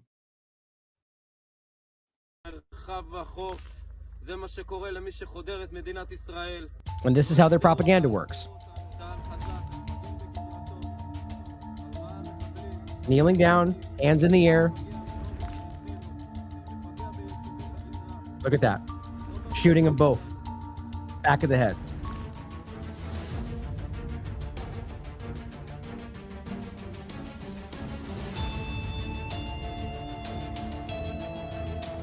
My God. Or all 3 of them, really. I mean, really, how much evidence does the world need to see? It's just overwhelming. It just shows you how broken all this is. It seems like we all see it. All the average people of the world are clearly see this. The problem is that the supposed leaders of the rules-based international order are the problem. They very clearly are. I mean, even if you want to pretend or think that whoever they're going against is even worse, so they have to be, it's sort of like the left-right paradigm election conversation where they're like both going, we have to cheat first because they're going to cheat. It's like, well, then you're both ridiculous. You're both part of the problem, obviously. So in this case, it's these so-called leaders who are acting like this is acceptable because, well, we're fighting the other bad guy, whatever it is. But I don't even think that's really what's going on. This is just, these are despicable, inhuman people. And here, again, was the chairman of Euromed Monitor simply saying the obvious, right? Which I agree with. Israel targets any place that has returned to providing services to civilians in the northern Gaza Strip. So the place where they started, right? They continue to destroy anything. UN locations, hospitals, anything that actually helps civilians under the guise of fighting Hamas. Water stations, hospitals, medical centers, municipal services, food centers, vending carts for passing by people. Think about that. The occupation does not want life for Gazans and the Arab and Western world is watching. There is no moment in history more decadent than these days. It's unbelievable to me that this is continuing. And it's just proven by the fact that they're now praising and dancing and singing and having conventions about how they're going to occupy this territory, which is why they're flattening it all. But then when asked, and Biden speaks about, well, they're pinpoint targeting Hamas bad guys, right? Well, let's talk about another lie that we've continued to see. Then again, exactly like he's saying, going after one of the last saving grace aspects to Palestinians who are starving. Right now, just so you understand it, there are children starving to death every day we're talking. Starving to death. Just like what's happening in Yemen, by the way, and to some degree still is. That's in addition to the ones they're killing, the ones they're bombing, the ones that they are hurting with, creating disease, the ones that they're, in every possible way, dying of thirst. That's just, that's if they avoid their targeted assassinations. Here's the spokesman for October 7th Forever. UNRWA is a Hamas front. This is where it's gotten to. We already showed you this. Literally covering up for Hamas. That's what he's saying. Now, we showed you this already. And this is easily provable. This is written in the Times of Israel. The fact that that's where this article comes from, and I showed it to you yesterday, that they're telling you on the record that what they got this from were interrogations, which involved torture, per the United Nations, per pretty much everybody, including Israeli media, including Haaretz, including I-24 News. These are just the pictures of it, but we've gone over these. I went over them explicitly in the last show. Israeli police use dubious ways of getting confessions, right? Tortured into confession. Palestinians recount hellish interrogations. Israeli interrogations could lead to false confessions, says Israeli court. The Shin Bet breaks you. You'd be insane not to give a false confession. Israeli court says Shin Bet pressured a man to give false testimony.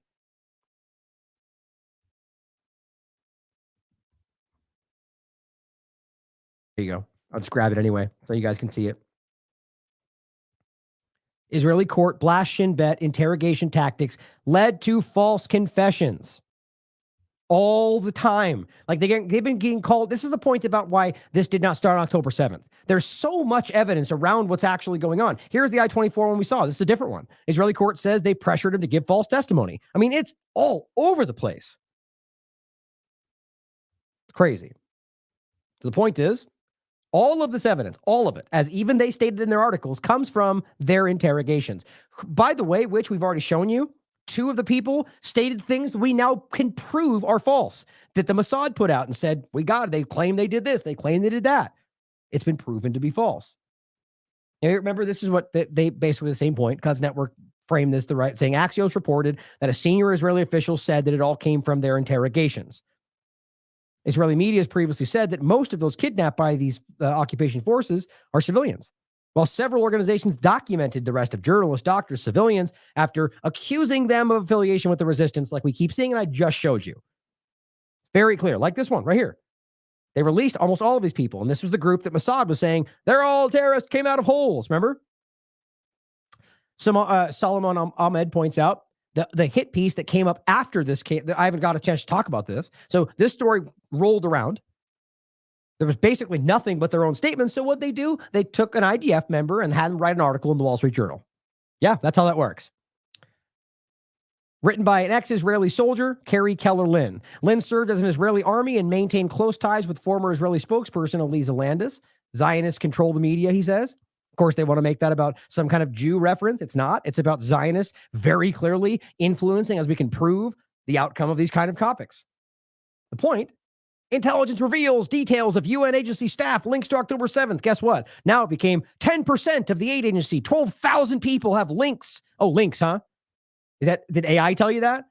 The bottom line is, to them, and as I've already proven you this, links mean you pass them on the street at the right time of day. Like, it's so flimsy what they argue, and that's why they scoop up all these people, claim they're all Hamas, then most of them aren't Hamas, if any of them are. But here's what Samer Badawi from 972 Magazine points out. A few years ago, he says, I interviewed the then director of UNRWA, the representative office in D.C., Elizabeth Campbell. I asked her about the Trump administration's cuts. Remember, he did that too, remember, pro-Zionist, to the agency, UNRWA. And she made 2 points that I think are worth recalling in the context of the current cuts of today. One, and let's not forget, I'll show you right after this, their clear stated agenda before this started to go after and remove this group. He says, one, by hobbling UNRWA and effectively shifting responsibility for Palestine refugees to the United Nations, what is it again? I just want to get it exact. The United Nations High Commissioner for Refugees, the UNHCR, by effectively shifting the responsibility to them, which again, right now is one of the things they're talking about, Israel hopes to fast-track resettlement. It's all very clear. Something that the United Nations has a reputation for proactively facilitating. And realize this is illegal. Not only just in Gaza, but any of these locations. All of the continued land acquisition by Israel are all illegal, because all the areas they're doing that in are places that were supposed to be back to the 1967 discussion of the two-state solution. Even the UN and even the United States continues to say those are illegal. They just don't care. Nobody does anything about it. It says, number two, Israel and its U.S. backers believe, mistakenly, according to Campbell, that shifting responsibility to the UNHCR would also make extinct the restitution claims of refugee descendants. Now, Robert just discussed this in a great article, saying the West funding of UNRWA has nothing to do with October 7th. The main point that I think is important in this is that it says, as per UN Resolution 194, the Palestinian refugees have a right under international law to return to their homes. So again, the actual places that would be inside of Israel proper, that they were displaced from. And that's that's the right of return concept. That's what makes this an illegal occupation, is that they never let these people go back to where they were. So this is an ongoing illegal occupation. He says, as per that resolution, they're supposed to be, because the organization that's responsible for keeping track of those refugees and where they're supposed to go back to, the United Nations Refugee Palestinian, that's what it is. UNRWA is an inconvenient aspect because it is keeping track of their illegal occupation, or rather where they're supposed to go back to. So it's a publicly stated concept at this point where they're saying, where were we? Sorry, I got lost. That if we get rid of them and shift it to a group that's more amenable to what we want, that'll make extinct the entire claim that they have the right to go back. They won't. Here's the interview you can look back to, and the transcript you can read. The point is that this has always been back in Trump's administration. They were trying to remove this group. Zachary Foster, a PhD in the history of Palestine, makes sure you understand that in 2021, Israel falsely labeled 6 different Palestinian NGO groups that were dedicated to human rights as terrorist organizations. But after failing to provide any evidence, like today, to back up the claim, 9 EU states rejected the argument, which probably won't happen now. Hopefully it will. The point is that they do this all the time. They lie about this because it achieves an agenda for them. Mohammed Shahida points out the obvious. Their article, published on December 29th, Israel's government has been literally revealing their 3-stage plan to destroy UNRWA for weeks. 1, smear UNRWA. And this is right in their documentation. Reduce its operations in Gaza, replace it completely, destroy Palestinians' right of return. It's what this is about. Now, Abby Martin points out the video we showed you yesterday or the day before. How can anyone believe Israel's claims about UNRWA when officials stated their intent to destroy it to expedite genocide weeks ago? This is Noga Arbel, former Israeli official, speaking on January 4th. It will be impossible to win the war if we do not destroy UNRWA, and this destruction must begin immediately. It's very clear how this is working. And again, Khaleesi shares this, and you can watch the clip yourself. This is Katie Helper with Craig Mokeber, and he's just describing the history, saying he's an ex-United Nations human rights official, and he's simply saying they've always hated UNRWA, and they've always wanted to remove this. It has nothing to do with Hamas. Now, we just talked about this in this is the article I covered it in, or the show. UNRWA is Hamas exposed as Israeli operation. The other discussion point was the fact that this guy, they're all pretending this guy is not the guy on the right. It's the guy they found at the Texas border. The guy works for Mossad. He's a Jordanian that was arrested in Egypt for recruiting for Mossad. I think it's very clear. Interesting that all the right-wing media claims he's from Azerbaijan. He's a Muslim community member. And, it's just, and it all becomes this narrative that it's exactly what they're all warning about, right? Really, to me, it seems orchestrated very clearly. But read Robert's article. Very important. It breaks down a lot. I'm going to have him back on the show again. I'm going to try to make it regular especially with what's going on, because there's nobody better to listen. He knows what he's talking about here. And this doesn't have to do with October 7th. Now, let's get into the propaganda around this. This is crazy right here. This is just one point, but understand I've tried to find ways to make this more clear. I've shown you in the past where they kind of like repost the same thing over and over. I've even caught them deleting them because I called them out for it. I think they've later started to delete the older ones. But the point is, they share the same thing repetitively because that's what propaganda is. You say that you lie and lie and lie enough, it becomes the truth in people's minds. But this is funny because and I'm going to go backward in time. So this is today. Multiple people have been tagging him, including myself, going, dude, it's a police officer. You can see it right on his tag, which, by the way, I'm not even, maybe, tell me if I'm wrong. I don't think there was Hamas police members. I think there's Hamas and there's police. You could argue there's an overlap, but to just call it Hamas police is ridiculous. But he goes, oh, it's a policeman. Sorry, I didn't realize it was a Hamas policeman. So my point is, everything, I think I said it down here, everything, you're such a joke. Your entire narrative is assumptive. It's a policeman? Oh, so then that's a Hamas policeman. Okay, where's the evidence where you show it's Hamas in the first place? Just your stated narrative. The point is, everyone's been tagging him with this. So let's go back, or rather the same day, the 30th. Here he is posting the same thing with the same image, mind you. UNRWA's a front for Hamas. I mean, what a dumb thing to say based on the allegation that some of them are overlapped. You see my point? Like, this is clear that they're desperate to push this as far as they can and realize, well, I'll wait till we get back to the day when I think this started. Okay, this is the 30th. Here is the 29th. Hey, is this the photo I'm talking about? You're just relentless. The same photo over and over. Here he is on the 29th. Wait, did I mix that up? Okay, no. 29th, later in the day. If I were a UK taxpayer, I'd have some questions about what Hamas is doing with my money. Over and over and over. Here it is on the 28th. Notice the Hamas terrorists, just the same thing. Just not a new point, just in another way, framing the same thing. 27th. Only stock photo for any story about UNRWA now. Just relentless. No one expects UNRWA to police anything. This is on the 27th. This one's on the 27th later in the day. Will UNRWA investigate this too? Same picture. This one is on the 26th, 9 a.m. in the morning. U.S. halts UNRWA funding. This one's on the 27th. This is Eli David. Same thing. And you can do the same thing on his posts, calling it Hamas. It's not. Not even trying to hide it anymore. Right? Just on and on and on. Guys, you could do that with basically everything they do. Look with Hen Mazig and all the rest of them. They just like regurgitate the same things. And let's not forget, we just talked about this app that apparently they're all using that just types in for them. And Twitter seems to be okay with that. Spread it. And this is what UNRWA said on the December 1st. This is earlier. Just spreading unsubstantiated claims about UNRWA must stop immediately. Making serious allegations in the public domain, unsupported by any evidence or verifiable facts, in support thereof may amount to misinformation. Yeah, you think? But of course, the Zionist influence over community notes comes in and goes, the claim's been documented forever. You go through and look at those clips and you'll laugh. The links are the same stuff. 99% is Israel says. So here is the important part of this. Thank you to Ali Lakrakabi, because I actually used this to find the point he's making, even though it was difficult to find in general. And again, by the way, I go through this extensively on this show. If you want to get more of my points on really why, the point being, even if these were Hamas members, which they have not proven, that does not even remotely begin to prove that the 30,000 plus strong agency, I think that was the amount they had, all of them are suspect. And remember, they fired, as Robert points out, 9 out of the 10 that were still alive, because one of them was apparently dead now.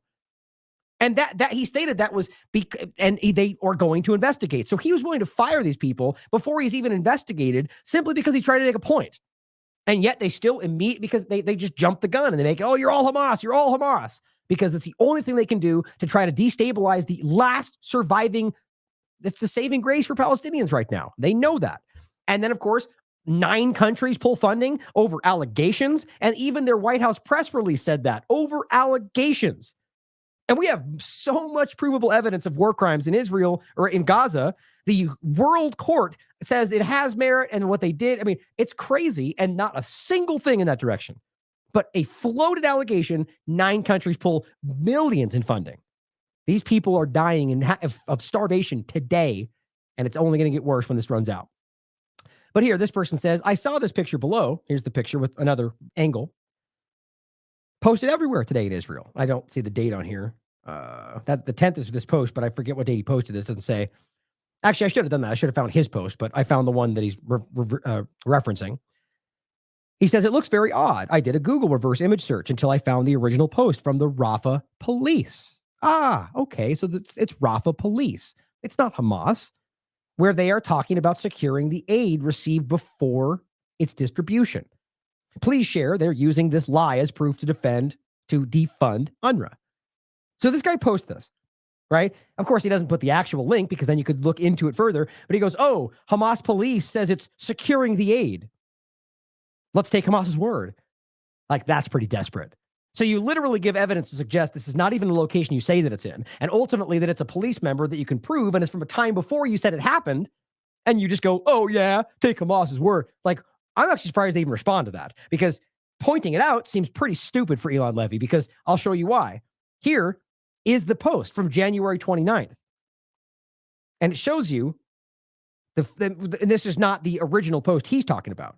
It's a post that's showing you this information. And it goes to this post that he is referencing from January 8th, which it shows you the people we're talking about. This is the guy we're discussing, right? And I'll go through this. I'll go through this afterwards. So here's the original post. Intervention and maintenance of the system accompany the technical teams to set up stolen power lines inside the IDP shelter. The intervention and order forces accompanied by technical teams, the warehouses of the relief agency and refugee operation in Rafah government. In the task of controlling and removing unlawful intrusions, blah, blah, blah, that's really the main point. The Refugee Relief and Operation Agency commended the efforts made by elements of the intervention forces in follow-up and uncovering all the fake lines and on and on and on. Bottom line, the obvious that this is a policeman from Rafah in January 8th. Right, so they're talking about this almost 30 days later. Right, because they grabbed an image they thought would manipulate people and pushed it forward. So here's what this account is saying, translating this. It's saying, that is not Hamas. According to Rafah police, the blue urban camouflage uniforms are from UNRWA Warehouse Security Force. So literally the uniform of a policeman in the Rafah area from UNRWA. What he holds in his hand is not a firearm, but a tonfa-shaped baton, which is obvious. The intervention, and then he just cites what it says for the actual post. So here's more going forward. Saying, according to Rafah police, the photo shows members wearing blue urban camouflage uniforms, and it's described as the UNRWA Warehouse Security Unit. And this goes over the same things we were just showing you before in the other picture. And then it just goes further, saying this is a baton, because some people are saying otherwise. Yeah, same link. This bearded man often appears the Rafah police Facebook page. You could look, just reverse image of it, all over the place. And the last one, the important one, Rafah police Facebook page. There is a photo in the January 9th post. And again, we can go back here and scroll back, but I don't know how far. Let's see. Just want to grab one. Some of this I should have done before. Oh, come on. Now it's not going to load for me. Of course. Gosh darn it.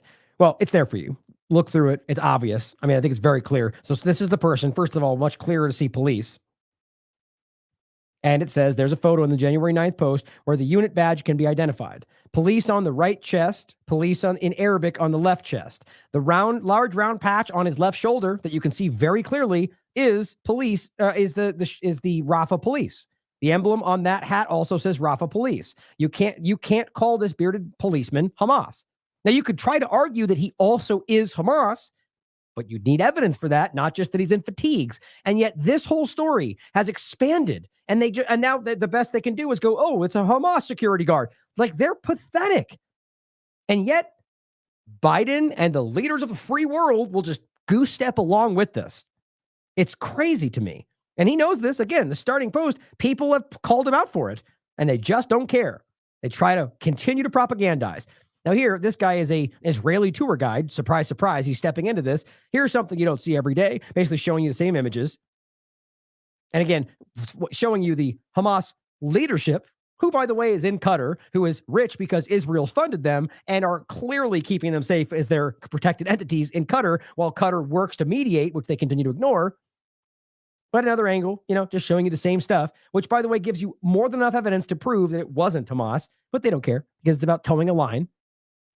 Now, here's the best part to show you just other related concepts. So as they lied about this, if they're using artificial intelligence, facial recognition to just tell you people are Hamas and getting caught lying about who they're rounding up and how they're rounding them up. Here's a couple examples. This one relates to both discussions. This one, first of all, is the same thing you've been seeing. So they're desperate to drum up some kind of evidence, right? Because they don't have any. And this is the same thing you got with Shifa and everything else. Guess what? Breaking story. The truth of Hamas embedded in UNRWA has been in plain sight, they tell you. On January 7th, apparently they didn't want to tell you until about 25 days. Released this footage on an IDF raid on a house in Darja Tufa, where they found, guess what? A suicide vest. Even though I've talked about what that really comes from, Hamas military kit and Kalashnikov rifles. And guess what? An UNRWA membership card. Of course. And guess what? They showed you in real time? No. They give you this weird where they've learned their lesson about accidentally filming things that later blow up in their face. So they fuzz out everything but what the one, it's just so pathetic. And guess what? They've aligned it for you right there on the ground. How perfect. Here's a vest. Here's a gun. Here's a badge. Doesn't it prove everything? Aren't you convinced?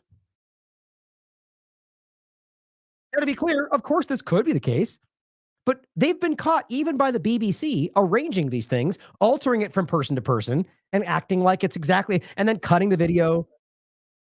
You know what I mean? It's all blurred out. Why is that? Why would you blur that out? Just in case something later reveals that you were lying, probably. Like, or whatever it was right there seems to be something they don't want you to see. It's blurred. I don't know why. Hamas jacket. Sure. Vests and knee pads and military gear. I mean, this is the best they can do. Certainly could be. But since they've lied about 99% of what they've done, I don't believe it. And here's another example just to show you how cartoonish this has gotten. This is, of all people, CNN. And I was laughing about this morning on AM Wake Up. I was explicitly making the point that in no way, and I said this exactly, in no way should we trust CNN or blindly take the reporting at face value, because that would be dumb, because they're a dishonest, manipulative, lying propaganda platform. Nonetheless, just like with any form of data or information flow, you should consider it. Consider what's being said, consider how they might be trying to lie to you, and consider whether the truth may just be advantageous for them, just like any other circumstance. In this point, I think this is what's happening. I think what we're looking at is the reality that these platforms have lost everything, just like Biden has, and are desperate to win back some support. And you know what? It'll work to some degree, because they're pointing out something that is a lie, in my opinion. So I'm going to point to it. Not saying, good job, CNN. I think CNN's doing this for their own interests. But regardless, it is true. So the argument of the people that would say because CNN, you should dismiss it, would ignore things that are real just because they're using CNN to put it out, or that CNN does it in their interest. Consider that it's false, but question everything means also consider everything. I just think it's hilarious. And I said pretty much just that. And in the chat, they were like, Ryan, just adore CNN. It's like, God, people are so stupid. But here is CNN reporting that they're lying to them in real time about what they are seeing. It's just hilarious that they're getting caught in every single angle. We're asking the general if we can actually see the shaft to the tunnel. But the answer is no. So? There's all kinds of machinery which I don't want you to take pictures. So first of all, he says, I don't want you to take pictures of this machinery. That's weird. What does that mean? Did they dig this out? Probably. Did they make the hole and then show it to them? Who knows? But either way, first answer is, well, we don't want you to see all the machinery or take pictures. So he comes back with, well, we won't take pictures. The security might force. But what about if we don't film it? We just look with our eyes. You might fall in, the whole thing can collapse. So you have to. So no, you can't even go over there without your camera, because, you could slip and you might get hurt. In a war zone. Think about how stupid that is. So you have a journalist next to you, or a CNN fake journalist, who is in a war zone where at any moment there could be somebody killed or hurt, and that's not the same difference. I mean, come on, nobody buys that. You could slip. Everybody knows what's happening here. The edge is not secured. It can collapse. There's machinery, so on. It's not something I'm going to take a risk on. Sorry.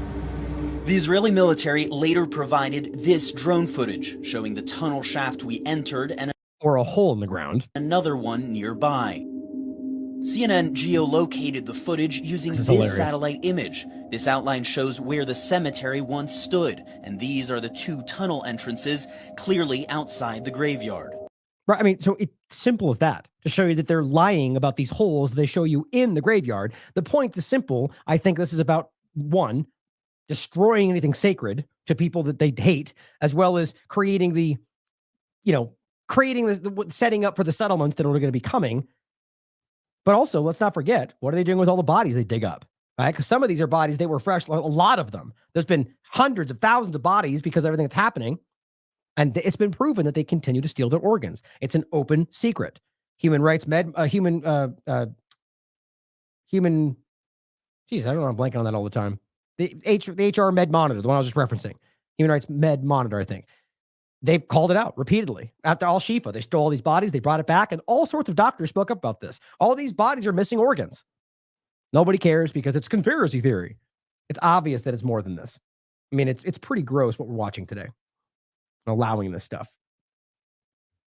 So we have multiple examples of just flimsy setups and lying about what they're doing, and we're supposed to believe that that they're using stuff like this to justify being caught lying about what that's even showing you. Let's not forget, by the way, I'll include these. We talked about this in September, revealed that Israel's the one that built a command center and the tunnel system under Al-Shifa. I mean, it's right in Wikipedia. And then right after we did the show, they deleted that and then put it back. It's like, so it's very clear that they're listening to what's being discussed. The point is, I'm not saying necessarily Israel, but whoever was interested in covering that up. But it was a fact, and you can prove it. Even the ex-Prime Minister Barack, who said, I forget his first name. Anyway, he came out and said that they did, and that was something Israel built. And the point I made was they did that while it was an active hospital. So that's your human shield example right there. They are the ones that built this. And on top of that, they then later get caught lying in what they show you, right? This is supposed to be the command center. They didn't find what they claimed was there. Now, lastly, the point about hostages. Like, I just really want the average person to understand how important this part is. Their whole claim rests around the idea that they're trying to get their people back, and that somehow bombing where they might be is the answer, even though it's very obvious that they've been killing their own people almost systematically. And it's been admitted to by everybody: tank drivers, helicopter drivers, security heads at Kibbutz Be'eri, people that were there, people that were taken and they brought back. I mean, it's everybody. It's crazy. Colonels have spoken up and said, yeah, it was mass Hannibal. And since then, they've killed, what? On the record, at least 6 of them: poison gas, direct shooting. And then I think Hamas claims that 60 of them have been killed because of their bombings since this started. So recently, there was another, this keeps happening here and there, but there was another full deal offered. Full exchange, all hostages for all hostages, and a complete ceasefire. Now, the point is, that's not what Israel wants. They want this war to go forward, not for the hostages, but for their own plans. So if it was for the hostages, and that was number one, they would agree to that. Because let's be real, there's no reason they couldn't wait 2 days and go back to bombing Hamas because a rocket flew. It happens all the time. So they do not want these people back. Why? Because most of them are completely enraged about what they're dealing with. The families see it. The hostages that come back have admitted that they were being almost killed, and some of them were killed by IDF bombings, and that we know, again, they were shooting them point blank in some cases. So Israel's far-right minister, Ben-Gvir, it's just a Jewish power party. Now, actually, I could have swore that was part of the religious Zionism, but in any case, Jewish power. Didn't we laugh about that? I mean, the idea that somehow is not offensive, but others are, like, it's just so clearly the exact, it's just hypocritical. And the point is, as always, this is about Zionism setting this up to make the Jewish entities in this situation be the ones that you attack instead of Zionism. When these are just entities that are being manipulated into thinking that Zionism is somehow it's the state for the Jews alone. Zionist entities are what are making Jewish lives more at risk. It's very obvious. And plenty of organizations, Torah Judaism and the rest, will tell you Zionism is not Judaism. It is a hijacking of the religion and claiming, and really, as Avi Shalom will tell you, very respected British Israeli historian, it wasn't until the territorial dimensions of Israel and the Zionist state that this entire thing started. Now, what it says is he threatens to bring down the government if a deal, he calls a reckless deal, but any deal is his point, is reached. Because he says it in the article. Any deal is reckless. Any deal with Hamas is reckless. So he's threatening to bring down the whole of government if he doesn't get what he wants. Another extreme version of that is the Samson option. Just to show you that this is how these people think. The Samson option is a real concept where should they lose control of literally everything, well, they'll nuke everything. Because if we're going to lose, the war, everyone's going to lose. That's a real thing. Whether they're going to do it or not, you can decide. But just this is a smaller version of the same thing. Think about anybody threatening that. This is like, it's my ball, I'm going home. This is childish and it is aggressive. You'll bring down everything if we don't get that's it. So the point is, they do not want a deal for the hostages at all.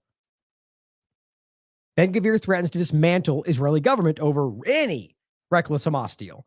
It says Ben-Gvir and his finance minister, Bezalel Smotrich, who, again, the decisive plan from 2017, which is just an adaptation to what we're dealing with today, which is about displacing, pushing into the Sinai. It's the same concept. They oppose any ceasefire deal with Hamas. Any. This is why Israelis are livid, because they're clearly denying time and again what would bring their families home. It says the White House said Monday that negotiators are seeking to broker a deal for the release of additional hostages held by Hamas and have developed a framework that could lead to an eventual deal. According to an Israeli newspaper, Haaretz, the proposal includes the release of 35 Israeli hostages in return for a 6-week ceasefire in Gaza and the release of thousands of Palestinian detainees. Okay, so the point is, first of all, that even that I don't feel like they truly want to happen. But this is a temporary concept, right? And 35, why would it not? I mean, I just don't. The point is clearly that this is a meek step-by-step process. And what do? They round up all the people they let back out. Every one of them. They've already done this. They've rounded up more than they let go the first time they had this pause.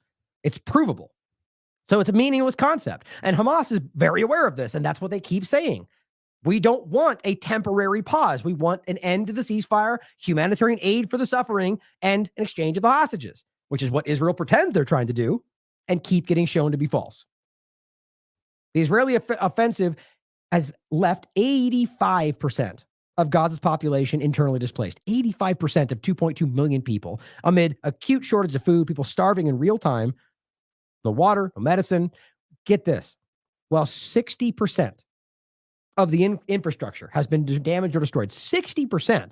How do you rationalize that and claim that you're pinpoint targeting Hamas when 60% of the infrastructure has been destroyed? Well, don't forget, one of the Israeli representatives just said that, well, every single home and every hospital and mosque has a tunnel. Well, there you go. Just blindly take their word for it and pretend that everything's got a tunnel. And even if it does, how do we know Israel didn't build them? On the top, the point is that none of this has been verified or proven. It is just floated narratives and human shields and Hamas everywhere, while pretending you're not trying to kill everybody, but claiming everyone's targets. Here is the culmination. Israeli Prime Minister rules out Gaza withdrawal or release of thousands of militants, both key Hamas demands in ceasefire talks. So just casually rules out what would actually bring their families home. And I said, in other words, the Israeli government continues to not accept the offer to receive all of their hostages back, instead opts for war. It's really no other way to understand that. And here, again, was what Israel keeps saying. While you're at home with your loved ones, these Israeli women are being held hostage by Hamas, hidden in a cold, dark tunnel or room somewhere in Gaza. Right, but yet you're bombing all over the place. Despite that, doesn't that seem ridiculous? They could be your daughters, your sisters. Well, they're all IDF members, so that matters, seeing as how that makes them legal targets in what you've created. But the point is, they've offered to send them home numerous times. Right. So if you keep using their memory and their rather, well, again, I don't know whether these are some of the ones that have been killed, but if you're using their lives to create emotional manipulation, it needs to be known that you keep refusing to take them home. Doesn't that make you at least somewhat responsible? Yes. As well as the fact that you funded the group you're claiming is responsible, but, different topic. You keep refusing in lieu of continuing to bomb the very areas they're in. Now, that's if you're not shooting them dead in the streets as they surrender or killing them with poison gas. You saw this one. Here's the other one. The mother herself spoke up and says the report she saw says he was killed with poison. And they've even admitted that to a degree. Their own people. Now, here's what you're seeing. These are the families of the hostages. And they keep doing this. They're storming the Knesset and they are livid. And we're supposed to pretend that we're all fighting against, that they're fighting for these people when their own families of the hostages don't believe that?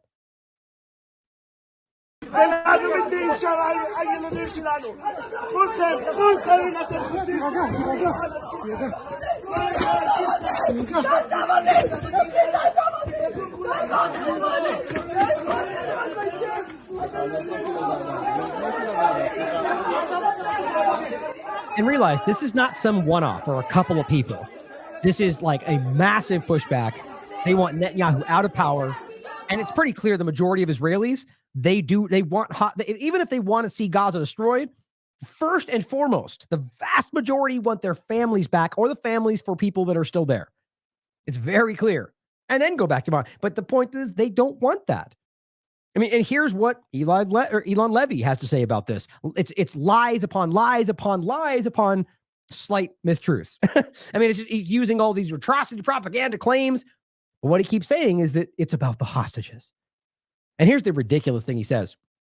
My challenge, he says, to pro-Palestinian protesters, take a selfie at the next protest, holding a sign saying, I condemn Hamas for raping Israeli women and girls. You know, the thing that has been shown to have no evidence behind it other than insinuation and provably false pictures and all sorts of other false stories they keep pushing on you. And they just keep going with it because they're desperate. They have nothing else to do.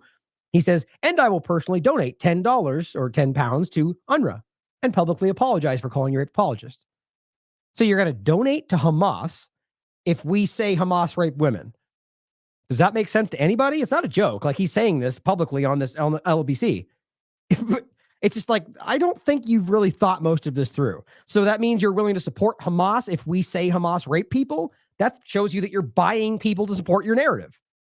It's pretty embarrassing. Here's what he says. There's a lot of lies in here. Anyone... No, but that's the problem. Because anyone who is demanding a ceasefire that leaves our hostages in Gaza... You know, the ones they keep refusing to take back, right? And the ceasefire itself does not leave them in Gaza. The ceasefire they keep refusing is what would bring them home. Like, you have to understand that, like, inherent from the moment he opened his mouth, this guy is a blatant liar. And it's provable. But yet they just stand up on mass media and say the lie. It's crazy to me. We just showed you the discussion points from that mediation. They wanted a full exchange. And he comes in and says the ceasefire would keep them there. That is just desperation. I mean, I don't even know how else to explain that. But the point is the ceasefire is not going to do anything but bring the people home they claim they're fighting for. And what he says here, anyone who's demanding a ceasefire, right? So most of Israel, right? Jewish Voices for Peace, all sorts of groups all over the world, maybe save for the belligerent maniacs like Ben Shapiro and the rest of the people but you have to understand, guys, the ceasefire is a call that is resounding. Like around the world, most countries, most peoples, it's very clear. So he's basically saying all of these people, including most of your people in Israel, are don't want their people back?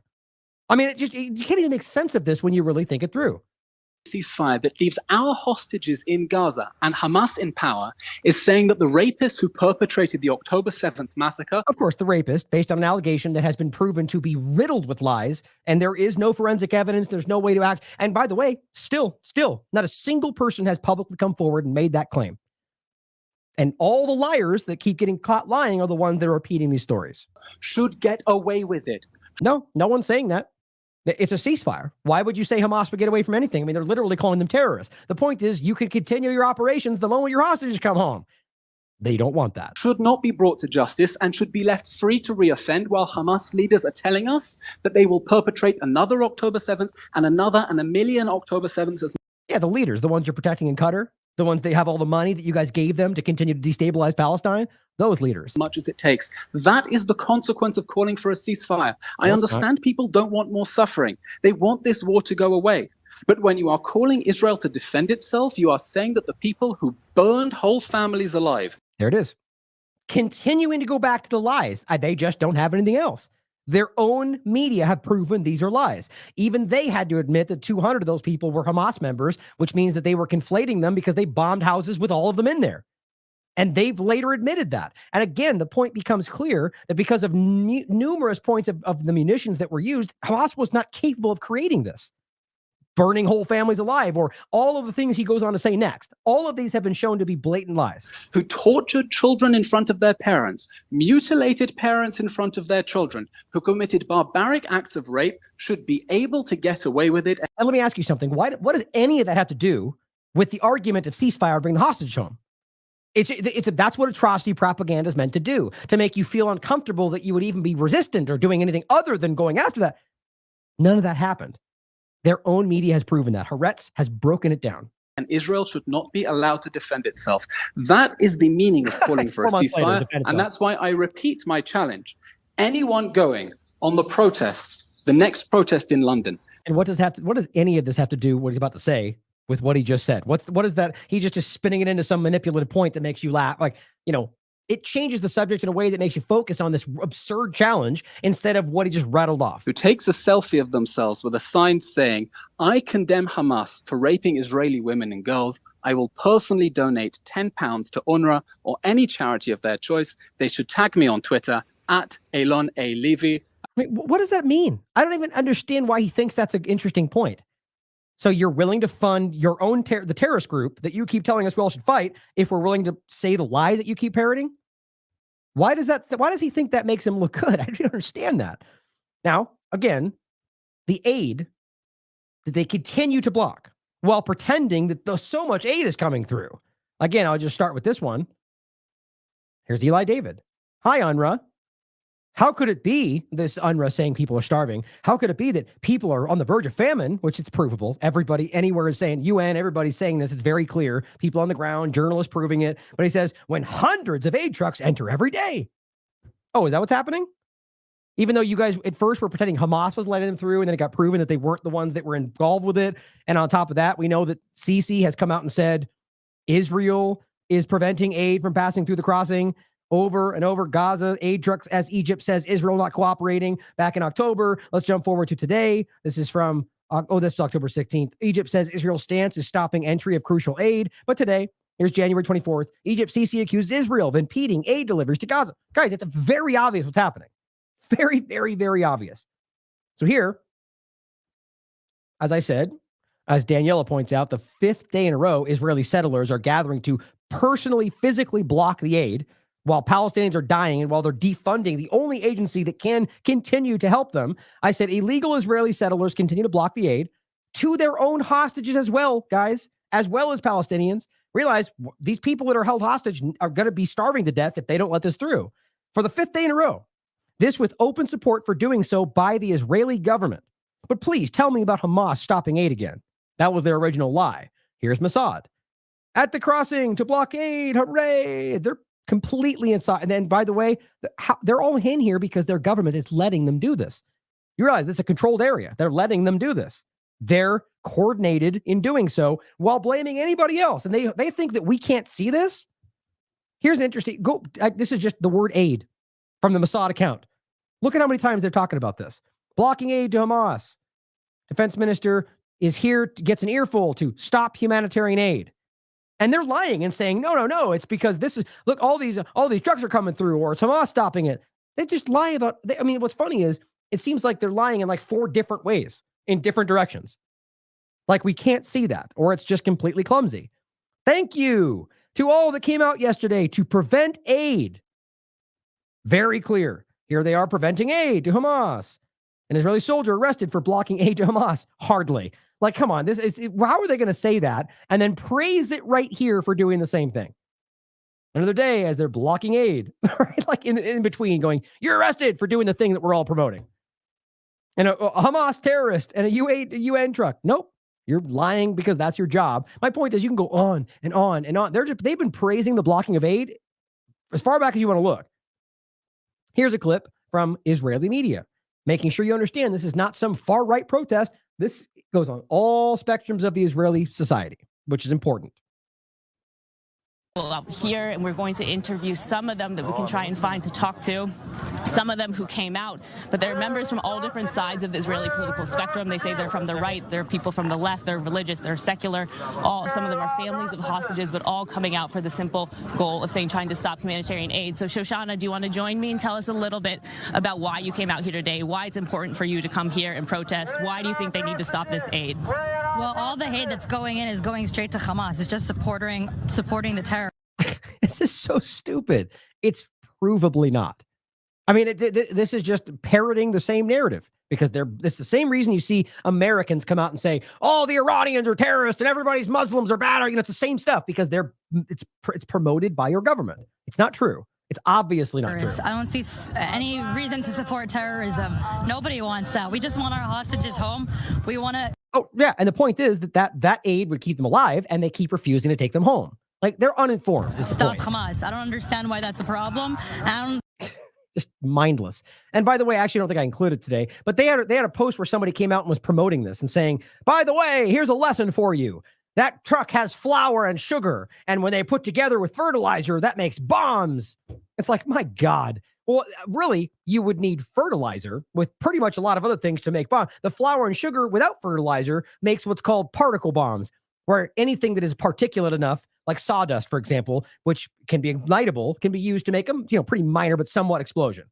So the argument is this desperately needed food and basic essentials because we can abstractly say once you add bomb materials to it, becomes a bomb. Yeah, shocking. I mean, it's just so pathetic, and they must know that's ridiculous. Oh, people are on the verge of famine, but how? When all these trucks how are the trucks coming through hundreds a day when they're literally blocking it? David, how do you explain that for me? And again, Egypt is openly telling you that Israel continues to block it, and Egypt has posted images of the trucks waiting in line. It's obvious, and you can prove it. It's so important to understand how many lies, like real-time, obviously provable deceptions are taking place, and your governments just don't care. And Matt Miller will, with a smile on, tell you you're wrong. And again, in case you need to see it for the 14th time, Netanyahu is looking for countries to absorb ethnically cleansed Palestinians. Now, what's interesting is you're seeing like a right-wing push on this topic the last couple of days. It's not new. And they didn't break the story. This is from the 26th. I think their story came out on the 27th. The point is that this has been there. Here is the Wall Street Journal from November 13th in 2023. The West should welcome Gaza refugees. The point of this article is to overlap with the border conversation from the right-wing media and to make it about, bringing in Palestinians, which then becomes some terrorist threat. The point is very clearly that this is them trying to force these Palestinians literally anywhere. They just picked up on the part of it to make it about the West, that they're going to force them on the West countries. Well, it's certainly possible.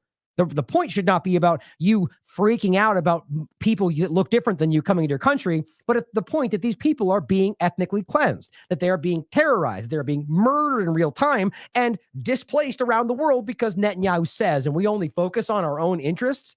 It's pretty petty, if you ask me. It matters, obviously, but let's realize this is not just Western countries. This is everywhere, including Western countries. They're going, anybody take these people because we don't want them, displacing them from their own territory. And again, as many of us have been trying to show everyone that this was always the plan, and yet, even with information like this, far too many still pretend this is an anti-Semitic conspiracy theory because authority figures say so. Here are hundreds of right-wing settlers taking part in a conference to plan the return to Gaza Strip. Dancing around. This is a massive conference. You can see in the background, the location's planned out.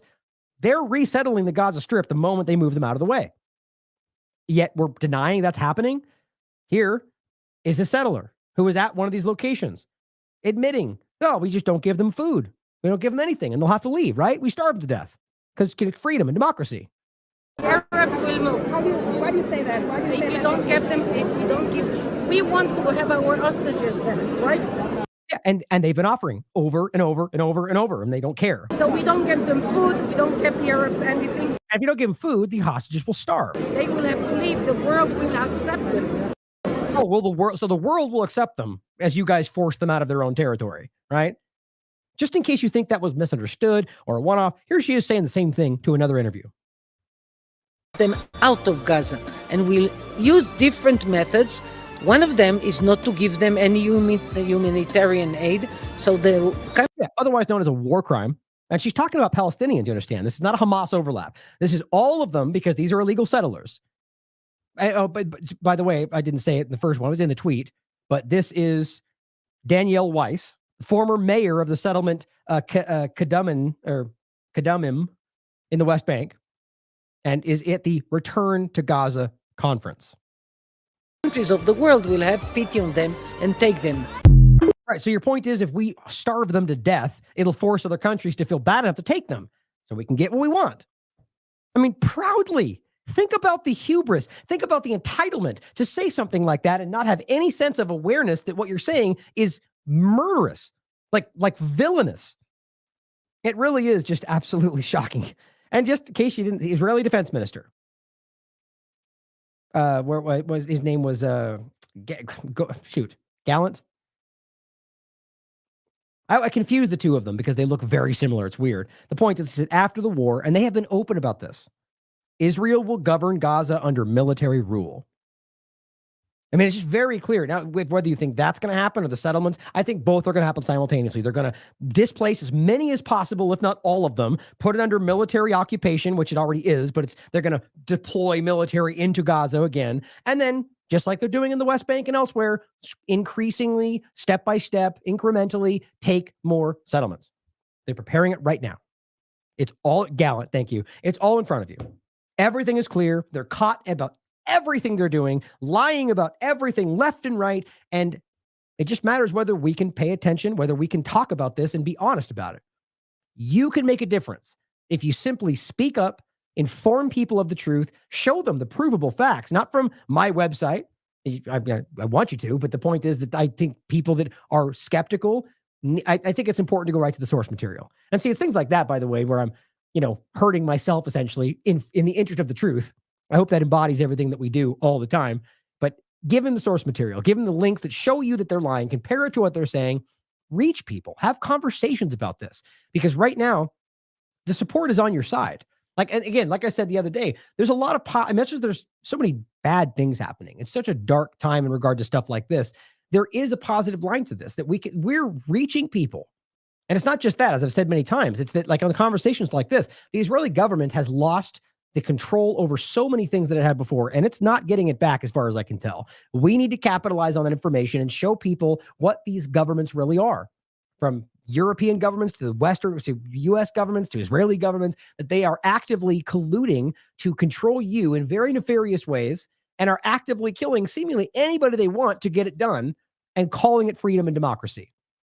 We can change that. In fact, we are changing that. And that's why this is getting desperate. So focus on the positive here, that we are, in effect, reaching a moment where we can truly change things for the better more than we already are. And this is a desperate attempt to push this further and wrap you back in. Now, be on guard for stuff like that, especially as we go toward the election. Frankly, I think the Texas border thing is part of that. And again, it does not mean that there's not real stuff happening. I talked about it extensively, but it's nonetheless being used against you, in my opinion. And I think that's what the effort will be. We talked about the Russiagate QAnon kind of concept, which I think were just two arms of the same agenda because they happened simultaneously. And both sides, what were the main points? Well, there's insiders in the government and they're fighting against the bad sides of the government. So trust them, trust the plan. And what did it do? It drove people who were aware to some degree of the lies to fall back into comfortably going, hey, we trust them. They're the good guys. We found it. We're done. Go back to sleep. It's a minefield. We have to realize that we have to guide people past that initial step once they wake up. And it's never been easier to do it. So that's, what is that if not a positive thing right there? And again, there are a lot of good people out there fighting for good things. And we need to remember that every day. Trust me more than anybody, because it is difficult to continue to see all these terrible things. And, you lose sight sometimes that there are good things out there. And I think it's more than not.